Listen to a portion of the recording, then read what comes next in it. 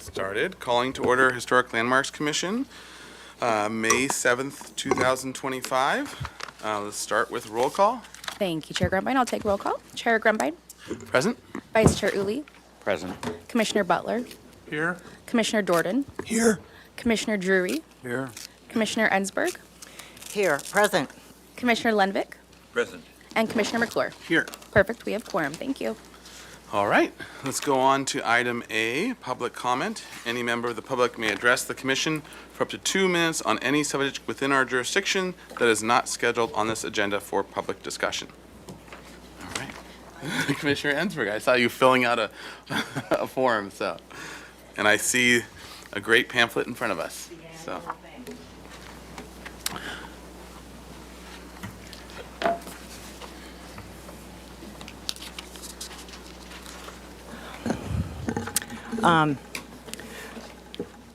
Honorable ones. I'm Cassandra Ensberg, and I'm here representing Kids Draw Architecture and the Architectural Foundation of Santa Barbara, also known as AFSB, and to invite you and the community to this year's 39th annual Kids Draw Architecture sketch session. And I've given each of you an announcement to share and to remind you. If you would pan down to the brochure here. So as you can see, the session is Sunday after next. It's the May 18th from 1 to 3 p.m. at La Casa de la Guerra. The event is free, drawing materials are provided, and all are welcome, all of you and the community, of course. And you may ask, why do we do this? Why have we done this for 39 years? The reason why is that the act of sketching with simple paper and pencil is something children love. Sitting outdoors, looking at and sketching a beautiful building or detail is an education tool that focuses and brings focus and understanding of what makes Santa Barbara different from any other place. Children can start as early as 3 years old, and they often will do their unique type of scribble that represents what they see as a 3-year-old. We have seen them return year after year to create accurate drawings full of that elusive poetry. There are Kids Draw participants who, with the activity and encouragement of Kids Draw Architecture, went on to participate in the AFSB High School Design Competition, received an AFSB scholarship for their education, and to become professionals, many of whom are working here in Santa Barbara today. And finally, this year's commemoration of the earthquake, 1925, but this is the commemoration this year, is a special opportunity to highlight Santa Barbara's built environment and style of today, 100 years later. HLC, all of you, as the commission responsible to honor, protect, and bring focus to Santa Barbara's historic landmarks and El Pueblo Viejo, your participation to sketch and otherwise encourage the kids would be powerful in helping the work to educate our youth about how unique Santa Barbara is by the simple act of looking at and sketching these structures. So I want to welcome you all and hope that you'll be able to come. Thank you. Thank you, and thank you for all your work in making this happen, and everyone at Kids Draw Architecture. Thank you, Chair Grumbine. We also do have one speaker slip for Mr. Rick Clausen. Mr. Clausen, if you'd like to come up to the podium. Thank you very much. Had I known the timer was going to be off, I would have brought more extended notes. I'm a longtime public champion of the Commission for the work that you do, and I thank you for it. Recently, I was the mouthpiece for an effort that we learned was quite rare. A unanimous upholding of our public appeal against a City Commission's decision that would have allowed the disappearance of a landmark this Commission recommended almost 30 years ago. And most recently, I publicly embarrassed myself by not understanding the pro forma nature of a resolution returned to Council for ratification of that appeal. My public comment did, however, lay bare that we, the successful appellants, did not receive the background document that was sent to Council and others describing remedial actions, and plans to address the very appeal that we had brought and won. Would it surprise you to learn the 5-page document mentions HLC just once? You are to be notified, quote, by written memorandum upon removal of any designated landmark tree to ensure documentation of streetscape changes, end quote. So you get notified after the tree is removed, apparently to document the stump. We believe part of the reason of the decline of the Doremus Pines landmark was the lack of involvement and authority of HLC during the decades since it became designated. We believe if the Anapamu Pines were a structural landmark proposed now for this substantial restoration, you would have an acute interest in and purview over the replacement materials, the methods of reconstruction, and their conformance with Department of Interior standards. If this commission needs to consider its formal collaboration with another city commission or department, or to select a commissioner to serve as liaison, please do so. If you need a public invitation to participate in the landmark restoration discussions and the efforts already underway, please consider yourselves now publicly invited. We meet with the city's urban forest superintendent on Friday. I have left a copy of the council's background report document with your secretary for consideration. Thank you. All right, thank you. Thank you, Chair Grambine. I do not have any more speaker slips, and we do not have any virtual participants. So I'll just state for the record that we did receive written correspondence from Joe DeLeese, which was distributed to the commission prior to the meeting. I'll turn that back to you. All right, thank you. We'll close public comment and move on to item B, approval of minutes of Historic Landmarks Commission, April 23rd, 2025. So moved. Second. All right, thank you for that motion and second. And any other edits to this? Carefully reviewed, and nothing was found. Wow, perfect, nice. All right, nice job to staff. All right, and if there's no edits, then we have a motion and a second. Let's have a roll call vote for approval of the minutes. Thank you, Chair Grambine. Commissioner Dorden, Yes. Commissioner Drury, Yes. Commissioner Ensberg, Yes. Commissioner Butler, Yes. Commissioner Lenvik, Yes. Commissioner McClure, Yes. Vice Chair Uli, Yes. and Chair Grumbine. Aye. Motion passes. Thank you. All right, thank you. We are on to item C, approval of minutes of Historic Landmarks Commission consent meeting of April 23rd, 2025. So moved. Second. Oh, we'll go, tie goes to the Commissioner Butler, because you already had one. Yeah. Better share. Okay by me. All right, so any edits to that or any discussion of it? All right, let's have a roll call vote for approval of the consent calendar minutes. Thank you. Commissioner Drury, Yes. Commissioner Ensberg, Yes. Commissioner Butler, Yes. Commissioner Lenvik, Yes. Commissioner McClure, Yes. Commissioner Dorden, Yes. Vice Chair Uli, Yes. and Chair Grumbine. Aye. Motion passes. Thank you. All right, on to item D, ratification of action taken on the consent calendar today, May 7th, 2025. Okay, so we need a motion and a second first, and then we could go into it? I always forget about this. Chair Grumbine, I'll go ahead and read the Okay, great. actions, and then we'll do the... Perfect.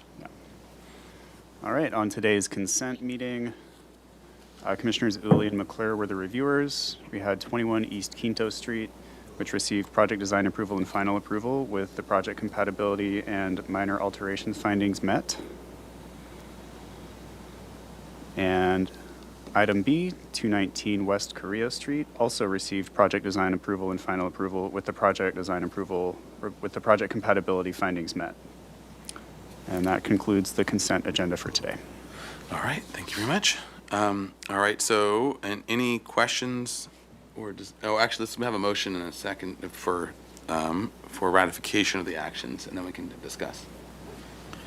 Mr. Chair, Yes. make a motion for ratification of action taken on the consent calendar, May 7th, 2025. All right. Second. All right, second Vice Chair Uli. Under discussion, any questions or discussion? All good? Okay, let's have a roll call vote for the ratification. Thank you. Commissioner Butler, Yes. Commissioner Lenvik, Yes, here. Commissioner Yes. McClure, Here, yes. Commissioner Jordan, Yes. Commissioner Drury, Yes. Commissioner Ensberg, Yes. Vice Chair Uli, Yes. and Chair Grumbine. Here, aye. Motion passes. Thank you. All right. Okay, we're done with item D, so we're on to item E. Announcements, requests by applicants for continuances and withdrawals, future agenda items, and appeals. So, to staff is for, Chair Grumbine, I'll kick it off with staff announcements. First, our HLC staff, Nicole and Heidi, are attending the State Preservation Conference in Sacramento, hopefully learning a whole lot to bring back to us. So I will be covering for Heidi today. I'm Ted Hamilton, Rural Project Planner. Also, I wanted to note for any interested members of the public that item 3, 531 East Ortega, has been postponed to the May 21st agenda per the applicant's request. That item will not be heard today. It'll be heard 2 weeks from now. Thank you. all right. And so if we are late and go past 6 o'clock, then it's totally my fault. Chair, I have to leave at 6 o'clock. Okay, noted. 5:59. Yep, we'll get you out of there by then, promise. Okay, other announcements, requests by applicants, et cetera? Mr. Chair? Yes, Commissioner Drury. I have to leave by 4:30. Okay, I think that's also, should be reasonable. All right, other announcements, et cetera? Well, I guess my one only announcement is this curtains being open is really throwing me off. It's fun, it's great, it's great. Is it but good or it's bad? great, 'Cause but it's I like, can help I've out. never had that until I look left and the light's there. That's a Anyways, strange light. yeah, so if I go sideways on things and I'm looking out the window, then you know why.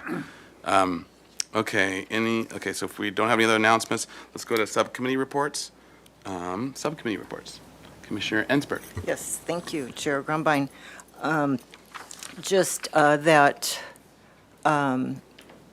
the subcommittee, our work group, not subcommittee. Of the our State wor- Street Interim Working Group. Yes, the work Yep. group.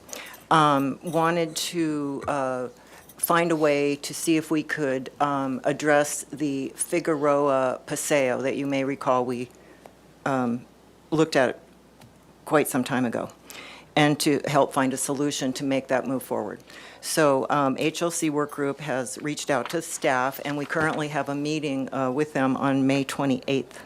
So we're hopeful for some positive things to come out of that, and we will report directly back to the board, the meeting right after that, which I think is June 4th. Okay, great. Yes, thank you. And we've also been active in the stuff that that everyone will see today. Yes, I didn't mention that because, Because it's an actual item that's on the agenda. Okay, great. Other subcommittee reports? Others? All right. In that case, we'll close that item and go on to item 1, our new item, discussion item for discussion on outdoor furniture design standards. And this is a facilitated discussion by the State Street Interim Working Group on pre-approved outdoor furniture in El Pueblo Viejo. Staff is requesting approval of the pre-approved outdoor furniture options. So with that, if you would introduce yourselves. Good afternoon, Commissioners. My name is Tess Harris. I'm the State Street Master Planner for the City of Santa Barbara. To my left, your right, is Thomas Akula, a project planner working on State Street efforts. To my right is Sarah Clark, our downtown Public Works Manager. Great, well, So- welcome. And Thank you. I'll be doing the presentation, and then I will also ask, Sarah and Thomas, they're more than welcome to jump in, as well as the HLC State Street Interim Working Group.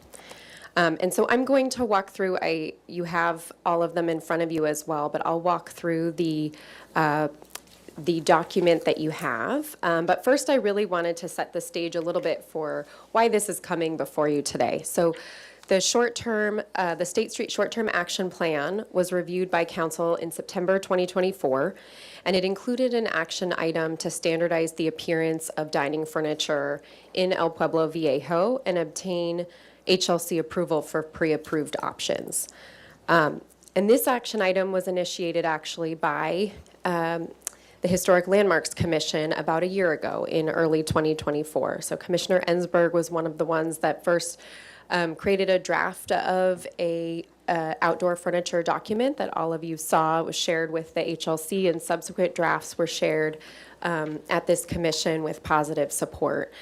And I want to highlight it's really because of the enthusiasm and the encouragement of your commission of HLC that we're here today with pre-approved options for business owners. And so I just personally want to thank all of you for helping our local businesses continue to thrive in our community and in downtown specifically, and for being a champion of this effort. It's something that I'll talk a little bit about our meeting with the business community, and really it's been nothing short of excitement for this project. And I am getting emails constantly from business owners about different dining options and what they can purchase. And so I think this really will be helpful moving forward. So thank you. And so the document before you includes the pre-approved options that staff in the HLC subcommittee have found over the last few months. It has various price points, various vendors. It's not an exhaustive list, and it can be added onto as additional items come forward, or as people are looking for approval if this commission sees that that's the correct approach. And the intent behind it is to provide businesses with this type of a list so that they can go out and decide they want to purchase new tables and chairs and don't necessarily have to come into our office or to HLC to go and do that. They could just go and automatically purchase tables and chairs, put them out, and be ready to operate. And then it's also intended really to enhance the look of downtown and create a more cohesive look overall when we look at outdoor dining furniture, and trying to sort of clean things up a little bit in our community. And then this list, these are pre-approved items up for discussion, but it doesn't mean that other things couldn't exist downtown. So an applicant could still choose to come to the Historic Landmarks Commission and ask for approval for a dining set or other furniture that's not in this list. And that would be up to your commission to decide whether it should exist or not. So now I'm going to walk through the document, and just before that, really the interim working group and staff have spent. I tried looking back at my calendar. Actually, I don't know how many times we've met, but it's been hours and hours of work. And on the site, on State Street as well as in the office. So, again, thanks to Commissioner Grumbine, Commissioner Ensberg, and Commissioner McClure for your time on this. And then also we went to the Food and Beverage Committee meeting in April. Commissioner Ensberg joined us for that. And really heard from the business community of things that they think about that we didn't necessarily think about in the same way when we were drafting it. So we had added some things to this document to address those concerns. So things like when you look at chairs, some of the comments we got from them was that it's really helpful to have armchairs as well as chairs that don't have arms to them, because people are of various sizes, and wanting to make sure that there are chairs that are pretty durable for a patron. They also highlighted that they typically prefer to have a square or rectangular table so that it's easier when larger parties come, they can move tables together, or smaller parties are there, then they can separate them out, and a circular table doesn't provide that flexibility in the same way. And then we had a couple comments towards the end of that meeting about having options for higher level tables as well. So there are some businesses that have bar type tables, and so thinking about those businesses as well as a traditional restaurant. And just as at this moment as well, I wanted to kind of take, as you had mentioned, everyone pitching their time on the work group. I wanted to especially highlight Commissioner Ensberg, who has done an absolutely massive amount of work on this, and has also been liaisoning between the different parties this is the majority of the heavy lifting was done by you, Commissioner Ensberg, and I really appreciate all the work that you've put into it over this last year especially. So. if I could go on. respond to that. Thank you, but really, truly, we have a group, and we've all been working really, really hard together, so I don't want to, Yeah, I we want have, but to you- recognize. I see Commissioner McClure No, shaking his head, it's yes, true. it's true. More. She's been doing a really great champion of it. Okay, And doing a great job of coordinating with us too, and making sure that we're in agreement with her on certain things as she gets more feedback and dives into things, kind of raises stuff. So I just wanted to note that because Thank you. it's very true and, yeah, very much appreciated, so, Appreciate that, and thank you. And thanks to the staff, too. yeah. We'll they've been get to that. Doing great, yeah. Great. So this first page, I'm not going to read through it, but this is really highlighting sort of the overall rationale behind this document. So some of that I've already discussed. And then there's an email, for anybody that's listening, there's an email at the bottom of the first page. So if somebody has furniture that's not listed, they can submit a furniture request to this email, and then we can circulate it through the interim working group and then potentially to HLC, to the board for review and approval outside of this document. All right, so we're going to start with outdoor dining tables and chairs. And so in each section, we really start out with trying to set the table a little bit. So recognizing that that colors should align with the El Pueblo Viejo approval standards and the color palette, which is at the end of the document, that what might seem obvious, but to really outline that any kind of furniture that's damaged or has been damaged from weather events or just from being out in a long time should be maintained, cleared out, and new furniture should be put in its place. And then that, in terms of a safety and insurance, that a business should really, that's the responsibility of the business to recognize the safety of their clients. So when choosing furniture.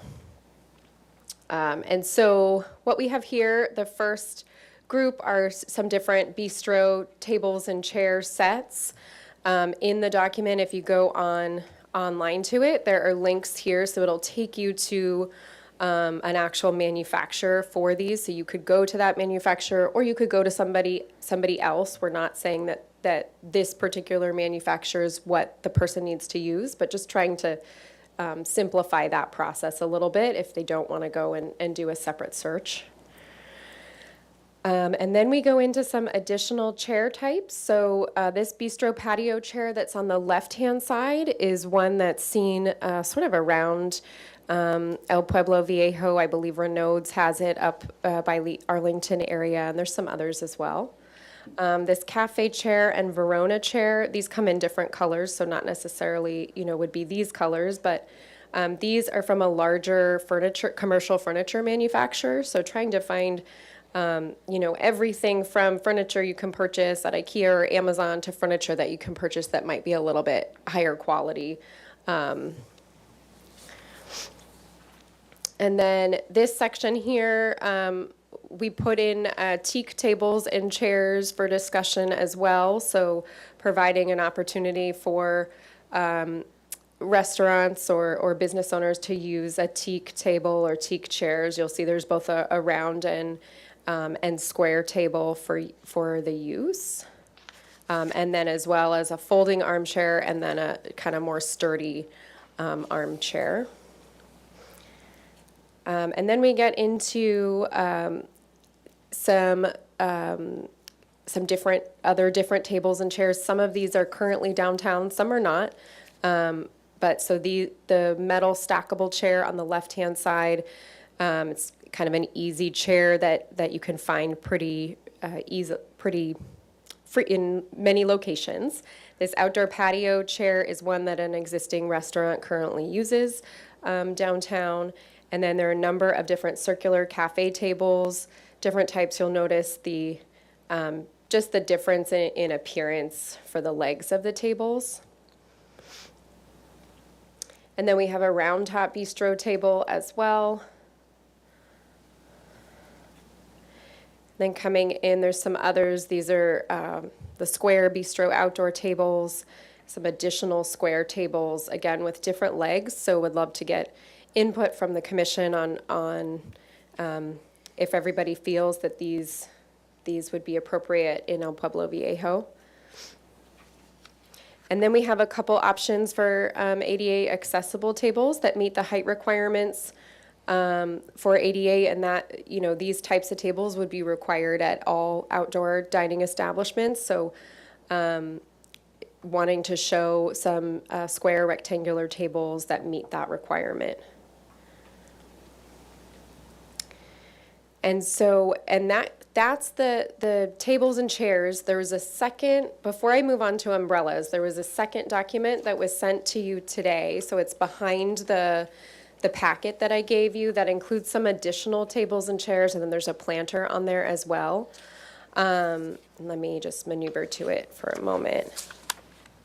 And so these tables and chairs were sent to staff more recently after that business community meeting from existing establishments downtown, asking if these would be something that the commission would be supportive of. And so I had our subcommittee review the different items, and so that they're here before you today. So we have, again, another bistro chair, a stackable armchair. It's a different coloring. I'll come back to the planter. This rectangular outdoor dining table. This one on the right-hand side, this sort of gray coloring, is another table and chairs downtown. You'll see in the back there's one of those tables is a higher kind of bar type table. So it has sort of a lighter color top and then the black legs. And then really similar table to the rectangular outdoor dining table, but this table dining set on the bottom left and then the metal patio table on the bottom right as other options.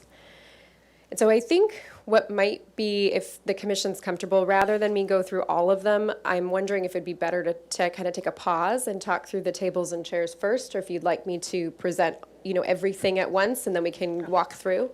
Why don't we break it, why don't we break and talk tables and chairs first, and then we can go to umbrellas and. Following tables and chairs, there'll be, there's umbrellas, planters and pots, stanchions, awnings, and then we have just a section that highlights the color palette for EPV, so that, that's the existing color palette. Yeah, why don't we do tables and chairs first? Okay. All right, so, and this as a sort of open discussion, and actually just in terms of our process, because this is a work group discussion with everyone, then maybe we'll do this as sort of initial thoughts and analysis and discussion, and then we'll go to, at the end, once we work our way through all the sections, we'll go to public comment, and then we'll come back to the commission for like a decision on where we want to go forward with it. How's that sound? That sound, Chair Grumbine? Yeah. Yes, I think that sounds great, and I just would like to add that one of the things that we're trying to do here is to provide a lot of options, which I think Tess has explained very well, but just so that we aren't, it doesn't look monolithic. We want people to be able to express themselves, create their own particular, respond to their own branding and what they're trying to do. So we want a quality level, but we want flexibility within that so that people really do have a lot of choices. Mm-hmm. Absolutely, and the links to it allow them to, if they just simply like it and they want to go with it, they can just, it makes it very simple on the property owners or the business owners to be able to pick from a pre-selected. So that's really that overarching goal of making it easier and faster and better for the businesses. Yeah, okay. Commissioner Jordan. I have a question. I want a clarification on design and color are two separate criteria, and you would have to satisfy both in order to qualify as pre-approved. You couldn't take one of these chair designs and get it in Kelly green or bright red that might not be on the color palette, correct? Yes, Commissioner Jordan, that's correct. So I have the color palette down, we have it down on the 8th page, and so they would need to comply with those colors. I think, to the commission's discretion, I'm assuming that black would also be allowed as outdoor furniture. And perhaps that would be something that would be helpful to get feedback on if you're seeing certain colors in this document that that that are not appropriate, it'd be great to have those called out just so we can make it really clear for staff when they're. I simply giving wanted to approval. clarify that design and color Yes. are two separate And criteria. actually, I would probably add material as well. Because you can have the design and color in plastic, and we would probably not want that, right? So, yeah, so that's also, material is a part of that. Okay. That. And Thank you. commissioners, if I may, I would just note that the colors that are highlighted, again, all came from the pre-approved palette for El Pueblo Viejo. However, some of them in that palette were designated more for like fabric elements, whereas others were for metal or different elements. So if you also want to make those distinctions, please just let us know and we can be clear. Great, that's a good point as well. Okay, okay, so let's continue with the chair and table discussions, and I think part of it as well is understanding that that was one of the big challenges, was getting ADA clearance things to work as well, and with good designs. And just so everyone understands that challenge, basically having a stem in the center of your table and then branching out tends to not end up being ADA acceptable. So trying to have the mix where they can have ADA acceptable tables and chairs as well as ones that don't have to be next to them was also part of that challenge, which, yeah, so just so people understand that. That answered one of my questions. There you go. Mr. Yeah, Chair? Commissioner Drury. So just to get into the weeds a bit, are stacking chairs preferred? Commissioner Drury, from a business owner perspective, I believe yes, they are, just because they can easily move them inside or put them, chain them up. Most of Typically. these examples are stackable? Or foldable. Most of them are, some of them are not, but most of them are. And some of them, yeah, some of them are, as we see out there right now, yeah, they don't stack, but that business happens to have the space or the ability to take care of them, and it's not such a big deal. Space isn't their biggest issue, so. Yes. Commissioner Ansberg. Yes, if I could add to that we realized sort of partway through that, because we were picking out stacking and folding only, really. And then we realized that, especially in EPV, that it might be desirable, if they were to choose to do so, to have, something more like these heavier wooden chairs. And that would be their choice if they wanted that. Those chairs don't, they're heavy, more difficult. They'd probably have to leave them in place and maybe put chains around them or something at night. I don't know. But we decided that, again, to be flexible and to allow the business owner to make their own choices about it, that we would provide that, so that if they wanted a heavier chair like that, they could have it. And that was also part of the scouting that you and others did, but especially yourself, going out and looking, starting with like what's out there right now that we really like, and going around and looking at people's particular examples, so that we're really starting to understand a lot of the lay of the land with it. So that was. I have another question, Yeah. Mr. Chair. Commissioner Drury. So I look at the palette, well, it was there. I'll move it back, one moment. So is there anything in your discussion that would allow, let's say, a metal bistro chair to be painted bright blue? So like your far to the right blue? Yeah, or any of Or those. brighter than blue? Yeah, So currently. or yellow. Yeah, so I guess that'll be part of our discussion here is, do we think that all the colors are good for all the things? Or do we think that fabrics should have, for example, more flexibility or less flexibility, whatever? Do we think that all these colors are good for chairs and tables? Or do we want to be more selective, is part of the question. If I to can make a HLC. comment, Yeah. I would say make everything as colorful as possible.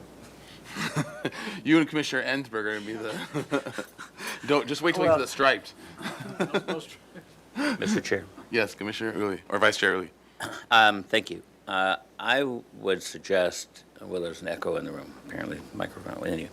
I would suggest that the color palette be more aligned with the approved color palette, and that is, if there's a range of colors that were meant for metal objects, then it should be grouped in metal objects. If there's a color range for fabrics, it should be that way, so that we're not reinventing the fact that we spent a lot of time going through that color palette, and it's been Question revised. to staff, is there a distinction?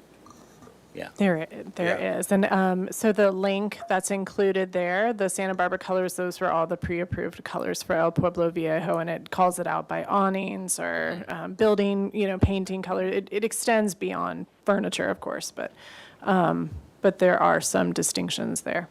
So I would just suggest that, that these palettes, one, don't replicate them if they're already mentioned somewhere else.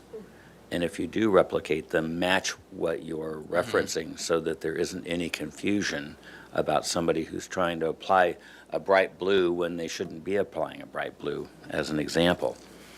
That's my first suggestion. Okay, so I let's, agree. okay, great. Is everyone in agreement with that? Makes a lot of sense. Great.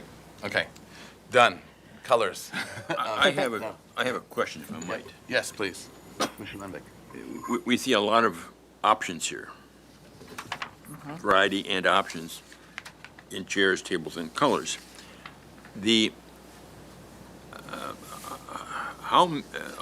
And currently, any restaurant in EPV outside probably has furniture.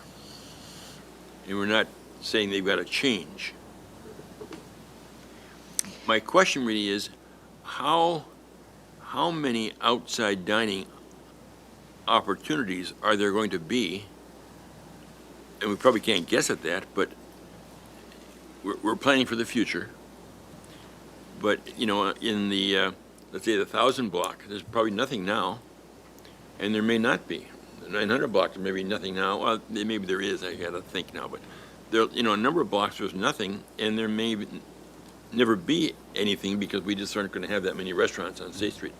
Are we offering too many options?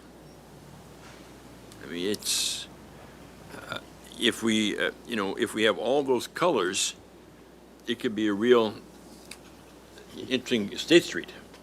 Every other restaurant's got a different color going on.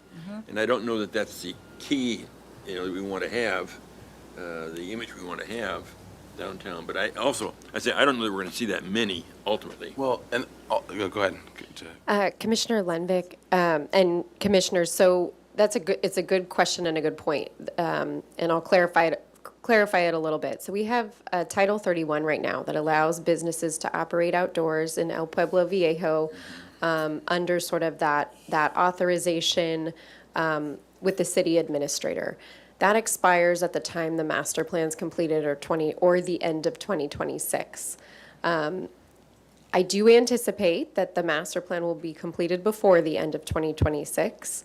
And regardless, we want to make sure that we get this out so that businesses, as they're looking to change furniture and update furniture, replace things, that they're able to do so knowing that in a year's time, they're not going to have to repurchase new furniture. So that's the intent behind it. For the 500 block is one that's typically talked about, right? And there are approximately 20 businesses that operate outdoors today on just that block. And so those businesses, think about it like that. Those businesses will want to have an opportunity to look at this document and make a decision on whether they want to keep their tables and chairs or keep that outdoor environment. And if so, what types of table and chairs will they need to move to and have that lead time so they're not incurring that expense, to them sort of unknowingly or not realizing that deadline's coming. So we're trying to do some outreach after this, after the decision is made on this document to start to make businesses aware of what they need to do to either get into compliance with pre-approval or start to come into HLC for something alternative to this. So, And so yeah, go to ahead. clarify again, the goal ultimately is that we would transition the outdoor dining, all of the different facilities, including the ones that exist today, into approved furniture. We don't, we'll work out kind of what the timeline is for that, and as Tess noted, as these different sort of transitions take place with regards to the ordinance or businesses operating in the street, but we would expect that these would be the adopted standards along the block. And one more note on that, Commissioner Lenvik. I think to your point of the colors, if, as everyone was in general agreement, if we're saying, if it's a metal table and chairs, it has to be part of the metal colors. If it's wood, it could be part of the wood colors. So depending on what the materials are, that will then dictate, and it'll keep it to that same color palette. So I don't know that it'll get that much of a range any more than we currently have approved for metal or for the different materials. These don't define. This is, what I'm understanding is this is going to change. Yes, commissioners, that will change. So what we likely will do is just remove that palette and leave the link that goes back to the full list of all the colors, so it's in one location. And maybe with a note saying, make sure that your materials is tying to the right Matching color or whatever. Yes. Yeah. Okay, great. And Chair Grumbine? Yes, Commissioner Ansbach. I'm so glad we're having this discussion because, it's bringing out some other things, and I think I agree with everything and appreciate what everyone has said. And just to be maybe clear, that at least my preconception, I'm asking you all, is to me, if we're looking at these, the colors, that the metals, which would be, I guess my preconceived notion was that most of the color would occur in the fabrics, like in the umbrellas, and if they had cushions, it would be like a sunbrella. If it was an awning or something like that, that's where the really bright colors would come in, like here. And that the furniture, if it was metal or wood, would be a darker color, like more of these earth tones or black, is what, and maybe that is what it says in the, as Commissioner Uli was saying, it's already written and it's already determined what that is. But just to state it here now, that was kind of how, and I appreciate Commissioner Dordan bringing that up too, that to clarify that in other words, and maybe we don't want to have this chair, this chair here, shown in a green.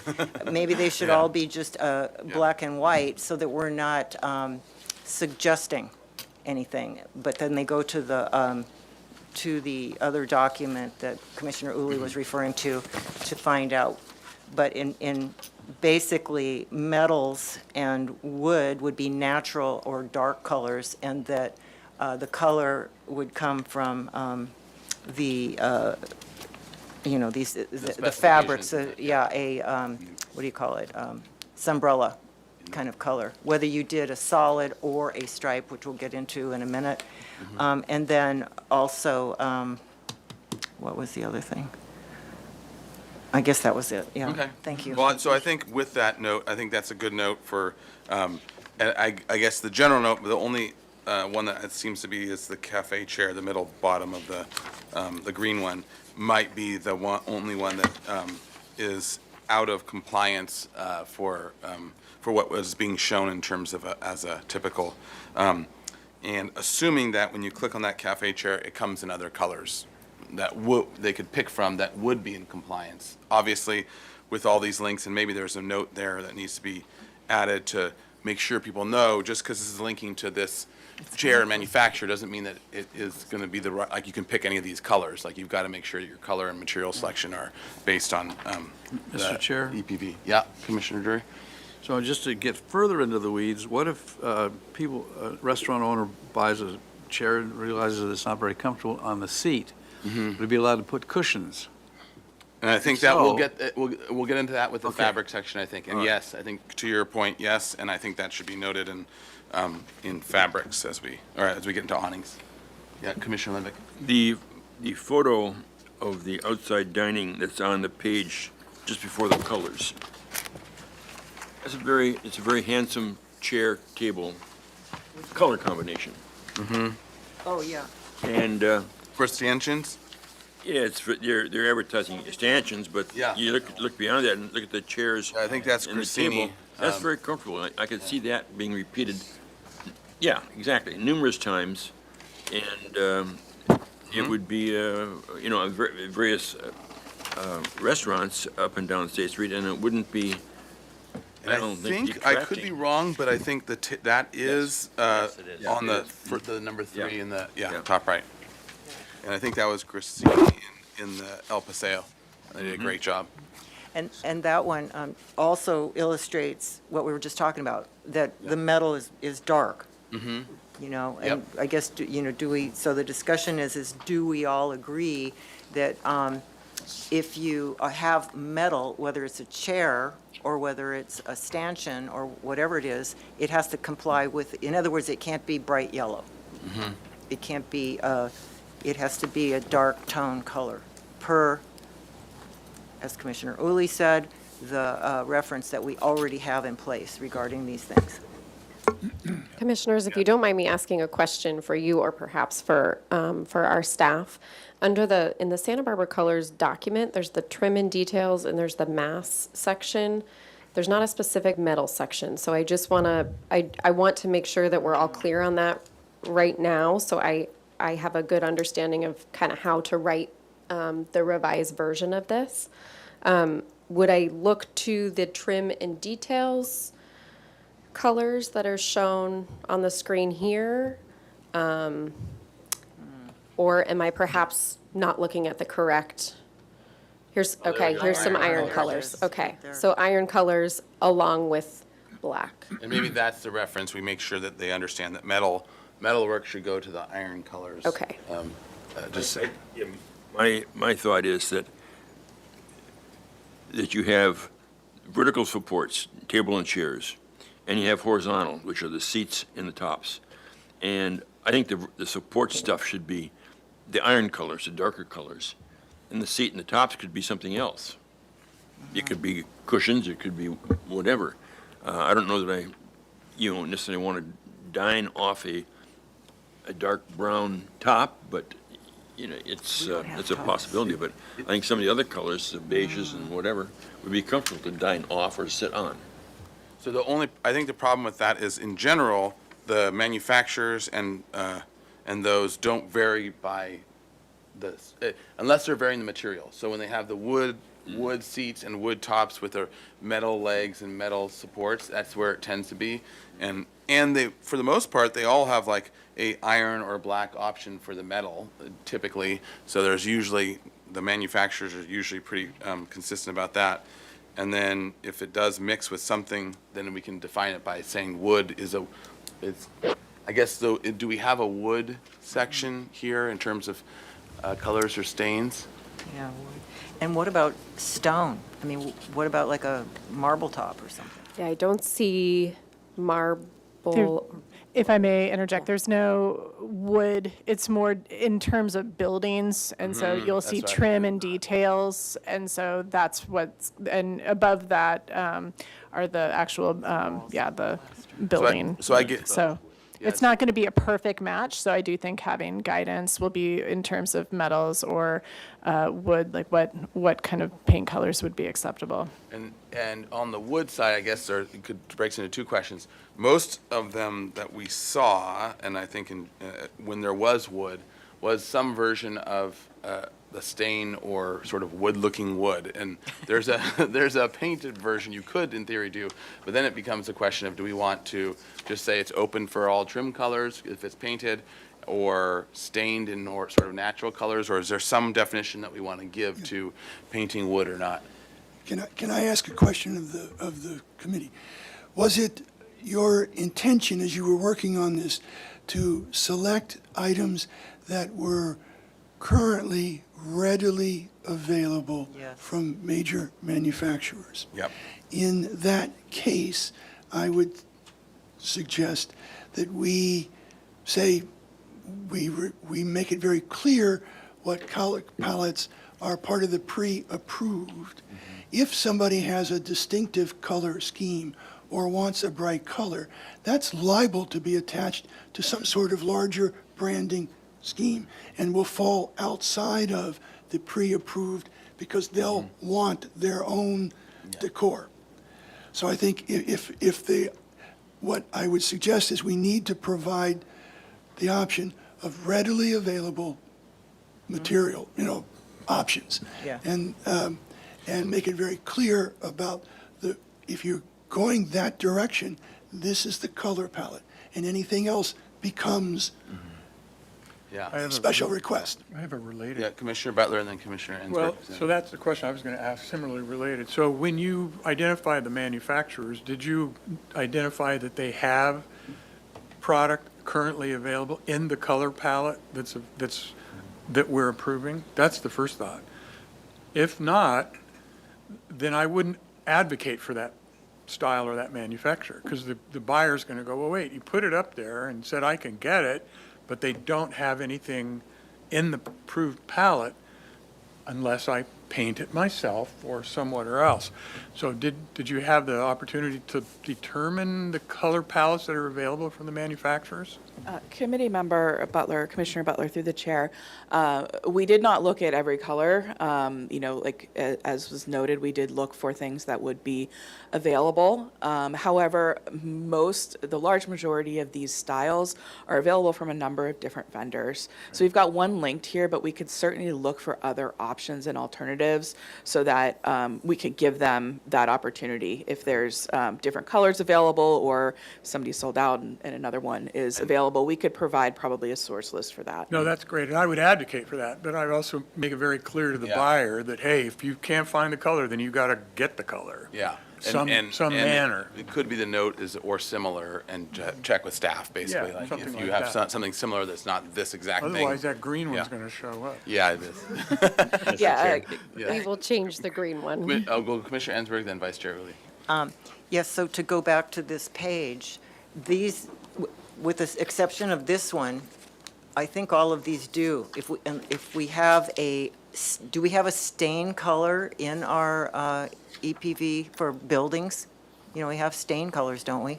I don't know if we have stain colors. I think that was part of we have like trim colors and things like that, but we could say just sort of a natural stain, like We could pick from- wood stain colors. So if we made the categories, so we would have metal, fabric, tops, and stain. If we had those 4 categories, and then we said, which are the ones to look at here that meet those, then I think we're good that way. And then this one, all of these they look like they comply to me, these. This one, I think we need to look at it and see, because this is metal, so it would need to be a metal color. So we would just need to see if they provide it in a color that is one of these iron colors. And actually, technically, I think the bistro chairs with L'Oreal table, those are all metal, and I think those would be, they're nice colors, but I don't think that you'll find those in our iron. So if we are going to go that direction where we're saying metal needs to go to metal color here, I think we probably want to change this visual as well. Yes. To meet our Right, iron. exactly, the red. And that could just go to black or whatever. Black, and be sure, and we have black. Yeah. So that would be that one, and then, And then just if I could interject, just an just so we can, as staff, sort of think how we approach it. So as an example for that one, Lilac, a business on State Street currently uses that table and chairs with a greener color that is closer to their kind of branding. So in that case, that business, I'm just using them as an example, would come to the commission or to the chair, however you choose, to request that a certain color be included. Right. Is that because the that would be direction? outside. Okay. That they want that celery color, Great, then they would okay. come and we'd say, sure. Great. Or not, but, yeah. And Commissioners, I'm sorry, if I could just, on this subject, if I could request some clarification, just because I'm looking into the future and I know what we're going to see. So, particularly when you're talking about stains, if you could be specific as regards to like gray or lighter color stains, because I know we'll get quite a lot of that. Also, if you want to look at, you noted stone tops, if there are particular types of stone that you would prefer versus not prefer, if it's like a granite or a marble or like a pink granite, whatever. I think the more specific you can be with that guidance, the easier it will be for the restaurants to plan and for us to make those decisions. That makes sense. I did want to bring up the material of granite, stone, whatever. it seems to me like as a natural stone, if it is natural stone, it's a natural stone, and it goes with EPV in general. Yes, I agree. And I think As long as it's not stick-on paper. yeah, no, it has to be actual, Yeah. actual real stone. So that makes it easy to then just say, okay, if you're going to do real stone, no contact And paper. maybe that could be the same thing for the stain, you know, if it's a natural stain, do we really, do we Well, care? there's strong colors, right? But, okay, so. Like Yeah, if they did a colored stain, that Like might be where. Like a redwood stain. And Would you ash. consider a No, redwood but there's stain? blue wood, which isn't. And there's blue and there's, you can stain Yeah. orange, I mean, seriously. That's, There's stains come in a rainbow, so you know. yeah. That's a tough. That's a good point, because, and It's a do tough- we just, Yeah, and there's- how do we limit it? Well, and these are pre-approved, right? So it Yeah. also seems like if you're going to want to go custom and do something custom, great, that's fine. You can come in and do a normal process. This is all 95% or probably going to be just going with whatever's super easy and already pre-approved. So So should we look at those manufacturers and see what their spec is on the ones that we have in here, and see what their spec is on those tops? Because they probably, you know, I'm sure they say it's oak and it's clear or whatever it is. So if we could and just see actually, what that is, and then that could be what we for could. the sake of time, because we have the next section to talk about too. Still, let me ask the HLC if they're comfortable with this general direction, and then things can be refined with the working group. And Yes. then get locked in on the stain question, especially. I think sounds like we're coming to agreement on all the other pieces, and then some of these more refinements can just go back to the working group, and we can. Yeah, commissioners, excuse me.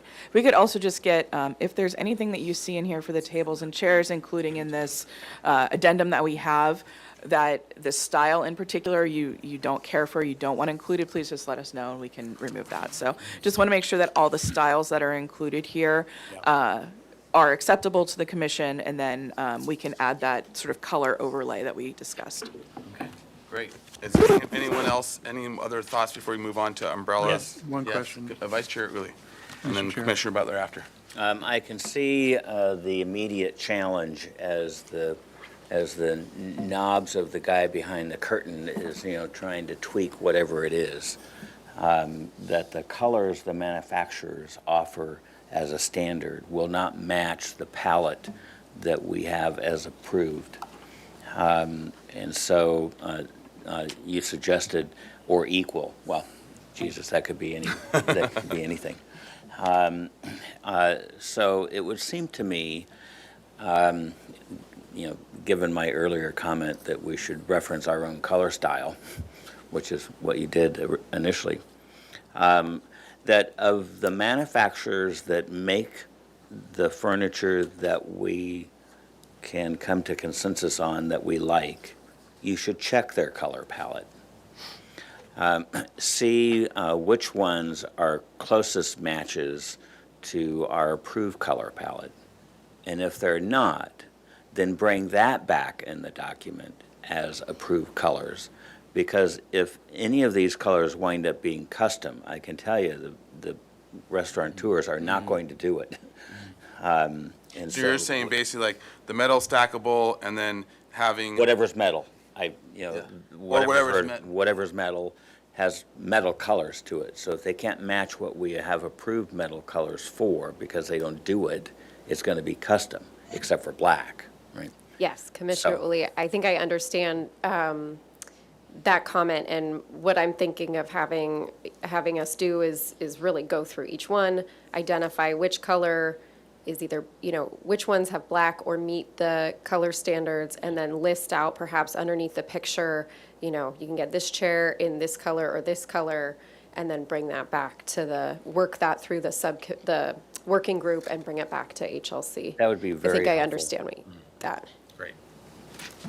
All right, Commissioner Also- Butler. Yeah, I just had one, sorry. Has there been a discussion about mixing within the same location, or giving some sort of guidance to say, look at whatever, but it's all got to be the same? Because I can see. Commissioner Butler, it's a really good point, and I think as we were talking, I was thinking about that as well. For example, I don't think we would want to have a teak table and metal chairs, right? You probably want to have a set that's all metal or all teak or all wood, but maybe there's some wood and metal. There's an example in here with the bistro table and chairs where the wood and metal makes sense, but I'm not sure I see a scenario where a teak chair would make sense with something other than a teak table, and that's why we had those two table options in there. Is that kind of, if Well, we that's a put some great language there? That's a little more derivative, but I can see where you have black folding chairs mixed with black stackable chairs mixed with. I see what you what I'm mean. saying? So they're stylist, the aesthetic. Keeping one, Within one location, is there consideration that be consistent? That's the thought.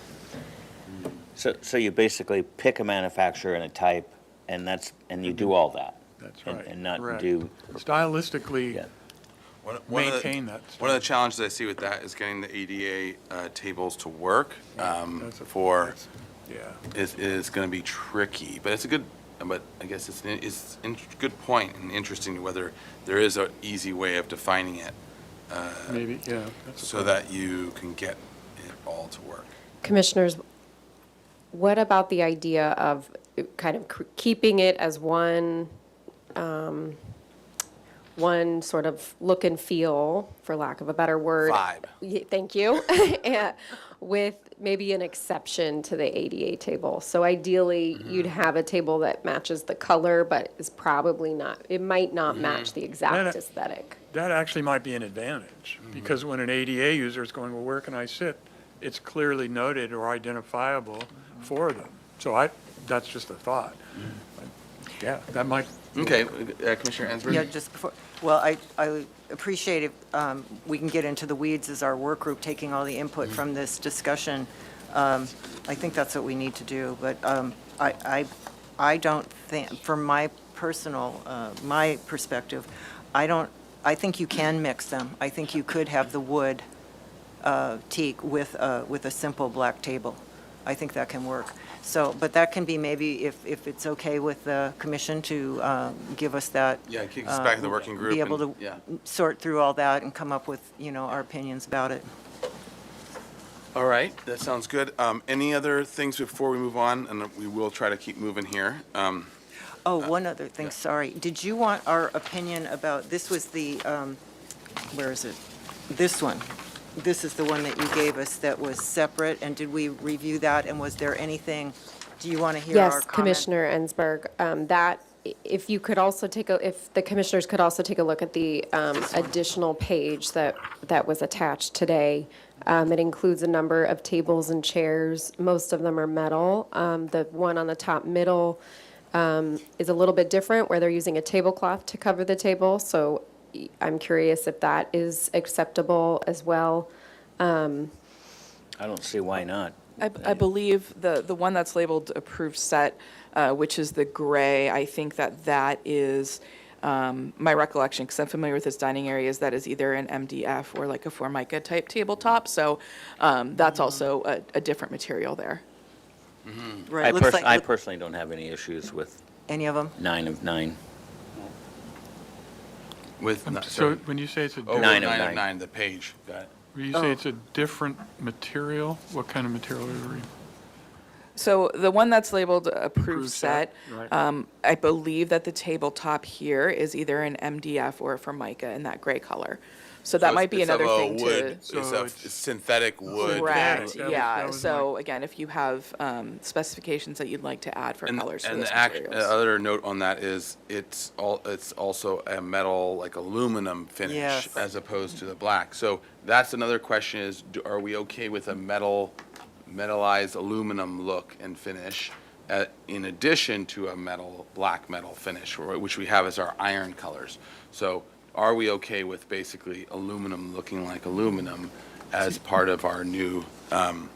That seems awfully contemporary to me. Yeah. That really does. I mean, that really, if you think about EPV, aluminum screams out modernity. To me. Unless, of course, you go to Casa del Herrero, and then you have aluminum Take all done that stuff out Spanish of there. colonial revival style from Well, George Stidman. Initially- But you're right. I totally agree. Yeah. Yes, Commissioner Ensberg. Initially, when we were looking at this yesterday, and, this is one that's out there. My initial reaction was that I didn't have a problem with it, but now I feel like this one is would be one of those where I don't know that we want to put this out as like, you know, Yeah. as in a pre-approved, but that this one may be approved separately As an a cu- exception as to a the rule. custom, Yeah. or, yeah, an exception to the rule, but not one that we want to put out there that we would see a lot of. Yeah, I think that in general, if we're going to make the general rules for super easy and easy pre-approved thing, then we just keep it to a simple limited, and then allow for anything else to come to HLC for if they want an exception to that. Yeah. That, Yeah. Mr. Chair, Vice Chair. it would seem to me that the quote "approved" set unquote is probably on the lower side of the price scale. If I don't it's, know, if- these might actually be pretty. you know, if it is just brushed aluminum, it's not anodized, it's not finished, it's going to weather. You know, it's a synthetic material for the seat material. You know, readily available materials. It's probably on the cheaper side versus having an anodized colored black frame with, you know, real wood that needs to be treated and maintained, right? So if our interest is to have a scale so that, you know, people who need to be on the lower end of the cost scale, I don't have a problem with this. You know, the aluminum will weather. Aluminum is a product used in building all of the time. And, you know, it's not nailed to the street, so, you know, it can go away.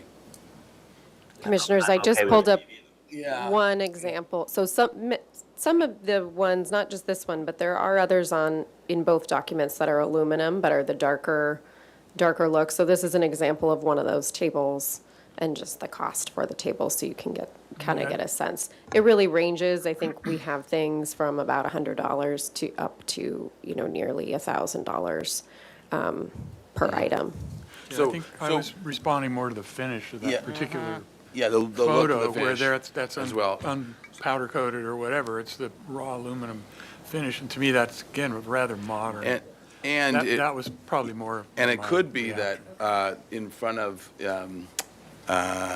what's it called? Institutional ale. Institutional ale would be perfect, right? But it also allows us to see things one at a time, but for the vast majority of them to just be within the EPV thing. So, okay, so if people are feeling good with that, I do want to keep us moving. So does that, to staff, does that seem like a really good direction? That's helpful, yes, thank you. Okay. So Great. we'll move on to umbrellas. And so as I pull up the memo here, so really what it mainly says is that that umbrellas would need to follow the fabric colors identified, would need to be no taller than 8 feet in height to maintain sight lines, that there can't be any lettering or logos on the umbrellas or the bases, with the exception of, you know, perhaps the logo of the manufacturer. And then that they could be solid or striped colors. And so there was different opinions within the interim working group on solid or striped options for umbrellas. We have some listed here. What I'll also note is we talked about some umbrellas that are, you know, forgetting the color for a moment, or the solid versus striped. You know, the two on the left-hand side are maybe the more standard umbrellas, and then you have an umbrella on the top right that's got a flap to it. And then the bottom right-hand umbrella has a scalloped edge to it. And so wanting to get the commission's thoughts on whether they're comfortable with the scalloped edge or the flapped edge, and then also if you're comfortable with both solid and striped options. And, you know, I think some of the thinking was trying to use umbrellas or other fabrics to sort of differentiate space a little bit. And so that was why we had included those options. All right, yeah, so to sort of dive in, and let's just maybe stick with umbrellas, and as a general fabric, well, first the general fabric discussion, this goes to the pillow question too, I think, and things like that, if we point to our style, or our color guide, as the awning section, or awning or slash fabric, whatever, however we want to define it. Seems like in general those colors make sense, fabrics, whether they're pillows or awnings or umbrellas. Is everyone kind of in agreement with that? Okay, so then it goes so we'll tackle striped awnings next. we won't tell who was in favor of striped awnings or not. No, and actually, historically, there are examples. They're a minority for sure of striped awnings, but there are examples. And in the past, over my tenure, there's all in general been HLCs frowned upon striped awnings, even though you can find them. And I'm sure Jeff Shelton, he probably has several buildings with them. So to striped umbrellas, which seem to me to be less are strongly architectural, they're very much a furniture piece as opposed to an awning piece, that there's also potential there for, I think, flexibility. But to have people's thoughts on striped umbrellas? I'll strike out first. I then do not Commissioner. prefer them. Okay, Commissioner Drury? Oh, thank you. Are these the two stripe patterns, is it all the colors selections? Is sort of candy stripe and I think, orange? go ahead. The intent was that they could be any of the colors in the Oh, okay, approved. okay. Not just the colors that you see before, those are just examples, but that they could be a blue or a green that's approved in the Okay. EPB Okay. color palette. All right. You want these all striped too? You could have a Commissioner stripe, Ensberg wants everything striped. you could have any of the colors striped. Yes. So if you Okay. wanted blue So- and white, red and white, yellow and white, whatever, they all could be any of those colors And any of the striped, designs. or they could be all whatever they come in, solid. as long as they come in. Yeah, and the other thing that I wanted to throw out is that if you go to Sunbrella and look at all the stripes, these are, even stripes. They also have other stripes that are historical. And and I'm sure you're all familiar with them.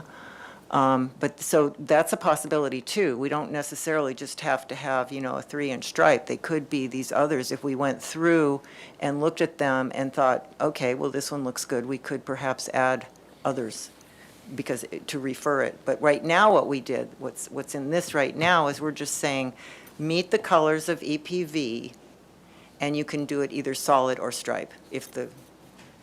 That was how we said it, right?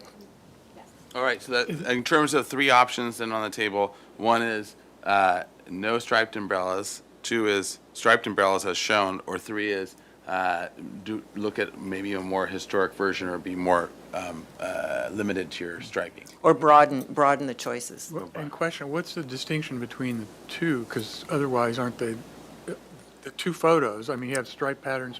Is there some difference? Commissioner Butler, there's not a difference. So Okay. probably, as I'm looking, same with the bottom 2 on the left-hand side, the Yeah. beige and the yellow, those are the same, Okay, I great. believe. So we can just include one. Thank you. All right, so thoughts on? So really, the discussion about these umbrellas start with their shape and their detail, and then their color. So with respect to shape, I suppose they can be round and they can be square. Well, they're 8-sided or 6. Well, not all of them. Six-sided. Some of them But you are can square, get- you can get some of them as- them No, I are, know, pure but square. they're Yeah. 6-sided, which is what you're referring to as round. yeah. Or 6 or 8, So- or 6, Or 8, square. or 4. We'll refer to it that way. All right, I'll say round and square. It's unclear in the pattern of the umbrella which one you are suggesting.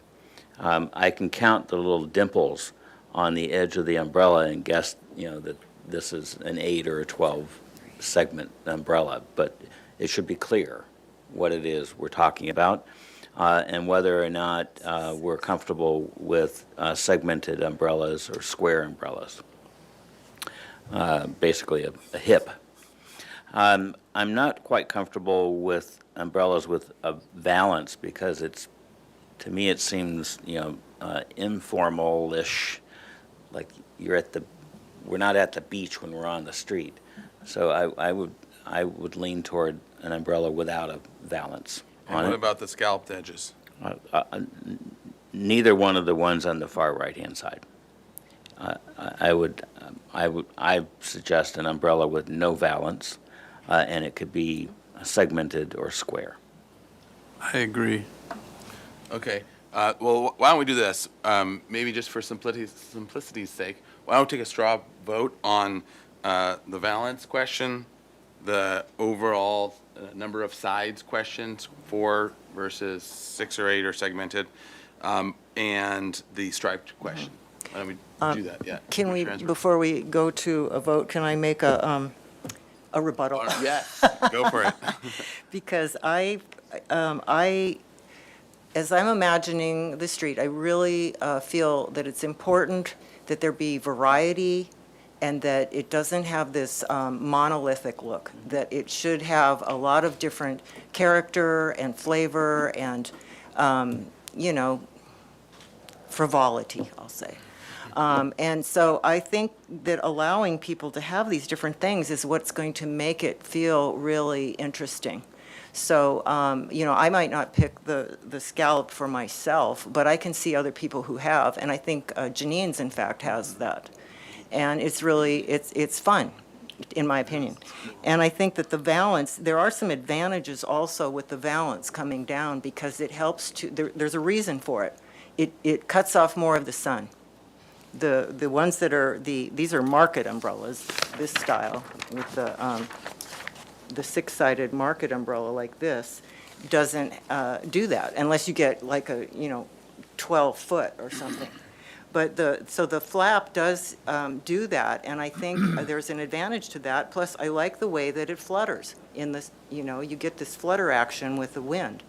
So I think that those are positive things, and I think having it not just feel, where every single umbrella is identical, I think there's some advantage to that. Same thing with the colors and like cushions, but then we keep everything else more neutral. The metal is black and, those other things, and then how people set their table, whether they have white tablecloths or black tablecloths or no tablecloths and flowers, whatever, all those other details. So I very much respect Mr. Uli, or Commissioner Uli's view, and others as well.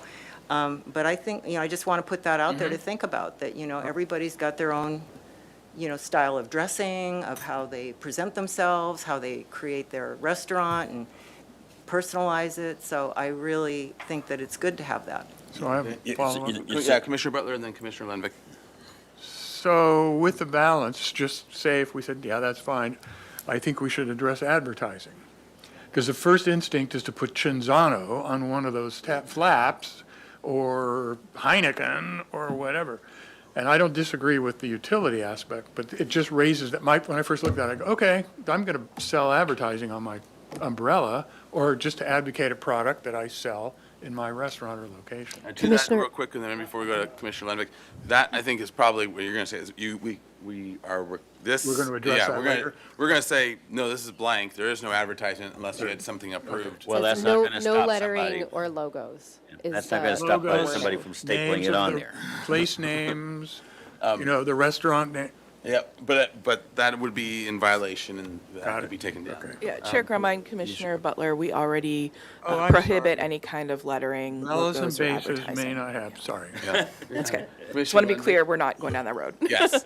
Okay, Commissioner Lenvik. Yeah, I My agree bad. with Mr. Uli. I don't think that valances are necessarily historic from the standpoint EPV. So I would say valances aren't necessary. And I find it interesting that Commissioner Ensberg is advocating for all this playfulness, but that's like saying we should have contemporary architecture in the EPV. Absolutely. Uh-oh.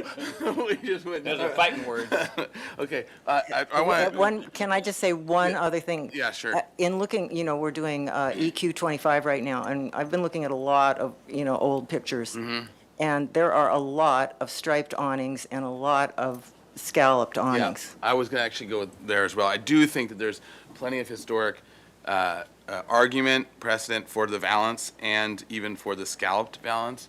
And I think that the contemporary version of that is a lot of what, oh my gosh, just went blank on the architects, the most playful architect in town, Jeff Sheldon's. He does scallop the awning, the valance of things a lot. And I think it can be done okay, but but I just want to note that because I don't think it's necessarily a historic versus not historic. I think it's more a pre-approved versus not, because I think any of these And I think the striped, if it goes the other way, I think there's probably a lot of historic versions of that. But I think to the commission's comfort level, do we want to see things that are more complex come to us or not? There might be some things that are historic that we're not fitting within this framework. So I'm also okay with only pre-approving a very narrower spectrum of stuff if we're allowing still them to come in for larger stuff. So that's just my 2 cents in all those conversations. Anyone else want to weigh in before I do think to move this along? Mr. Chair, I would only point out that 100 years ago, there was no design review, and there wasn't even a building department. So while it might be an old photograph, it doesn't necessarily make it say that it's right. Mr. There's Chair. a said contract. All right, so. So the last Commissioner Drury. paragraph under the umbrella says, the following umbrellas have been pre-approved by the Historic Landmarks Commission, so, and do not require further review.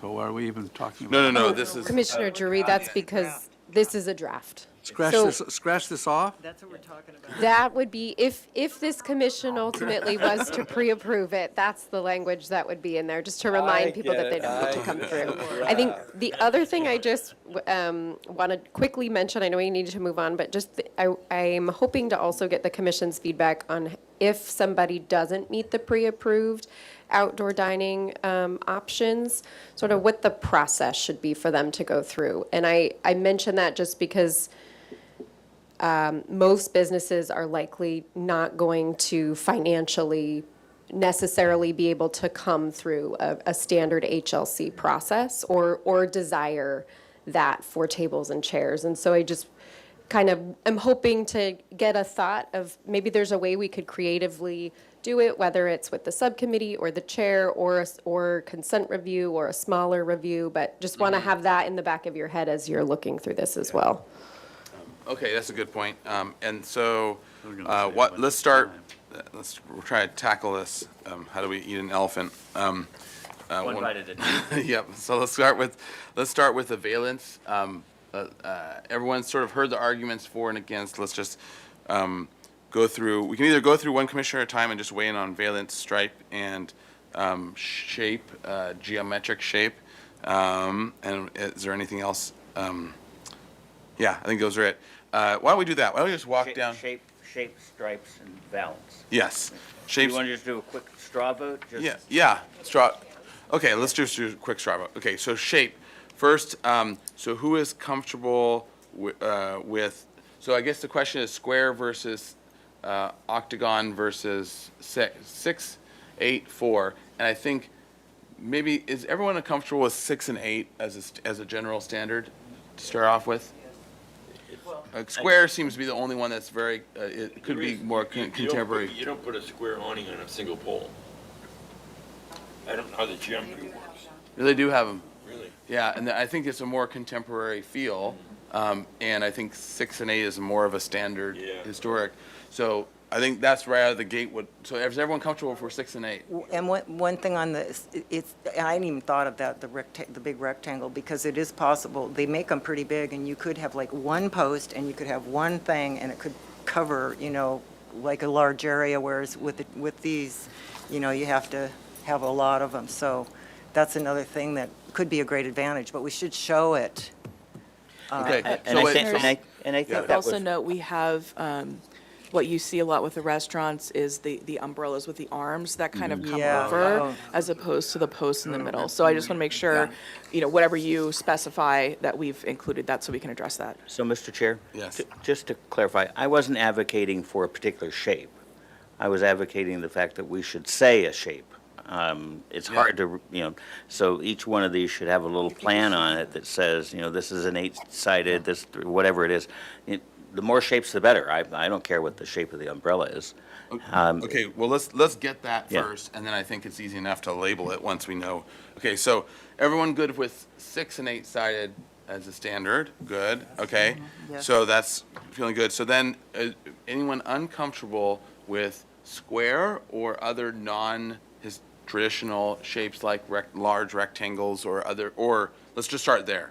Those two, square or large rectangle, because those are more abnormal, but there might be an advantage for like a large rectangle to cover more.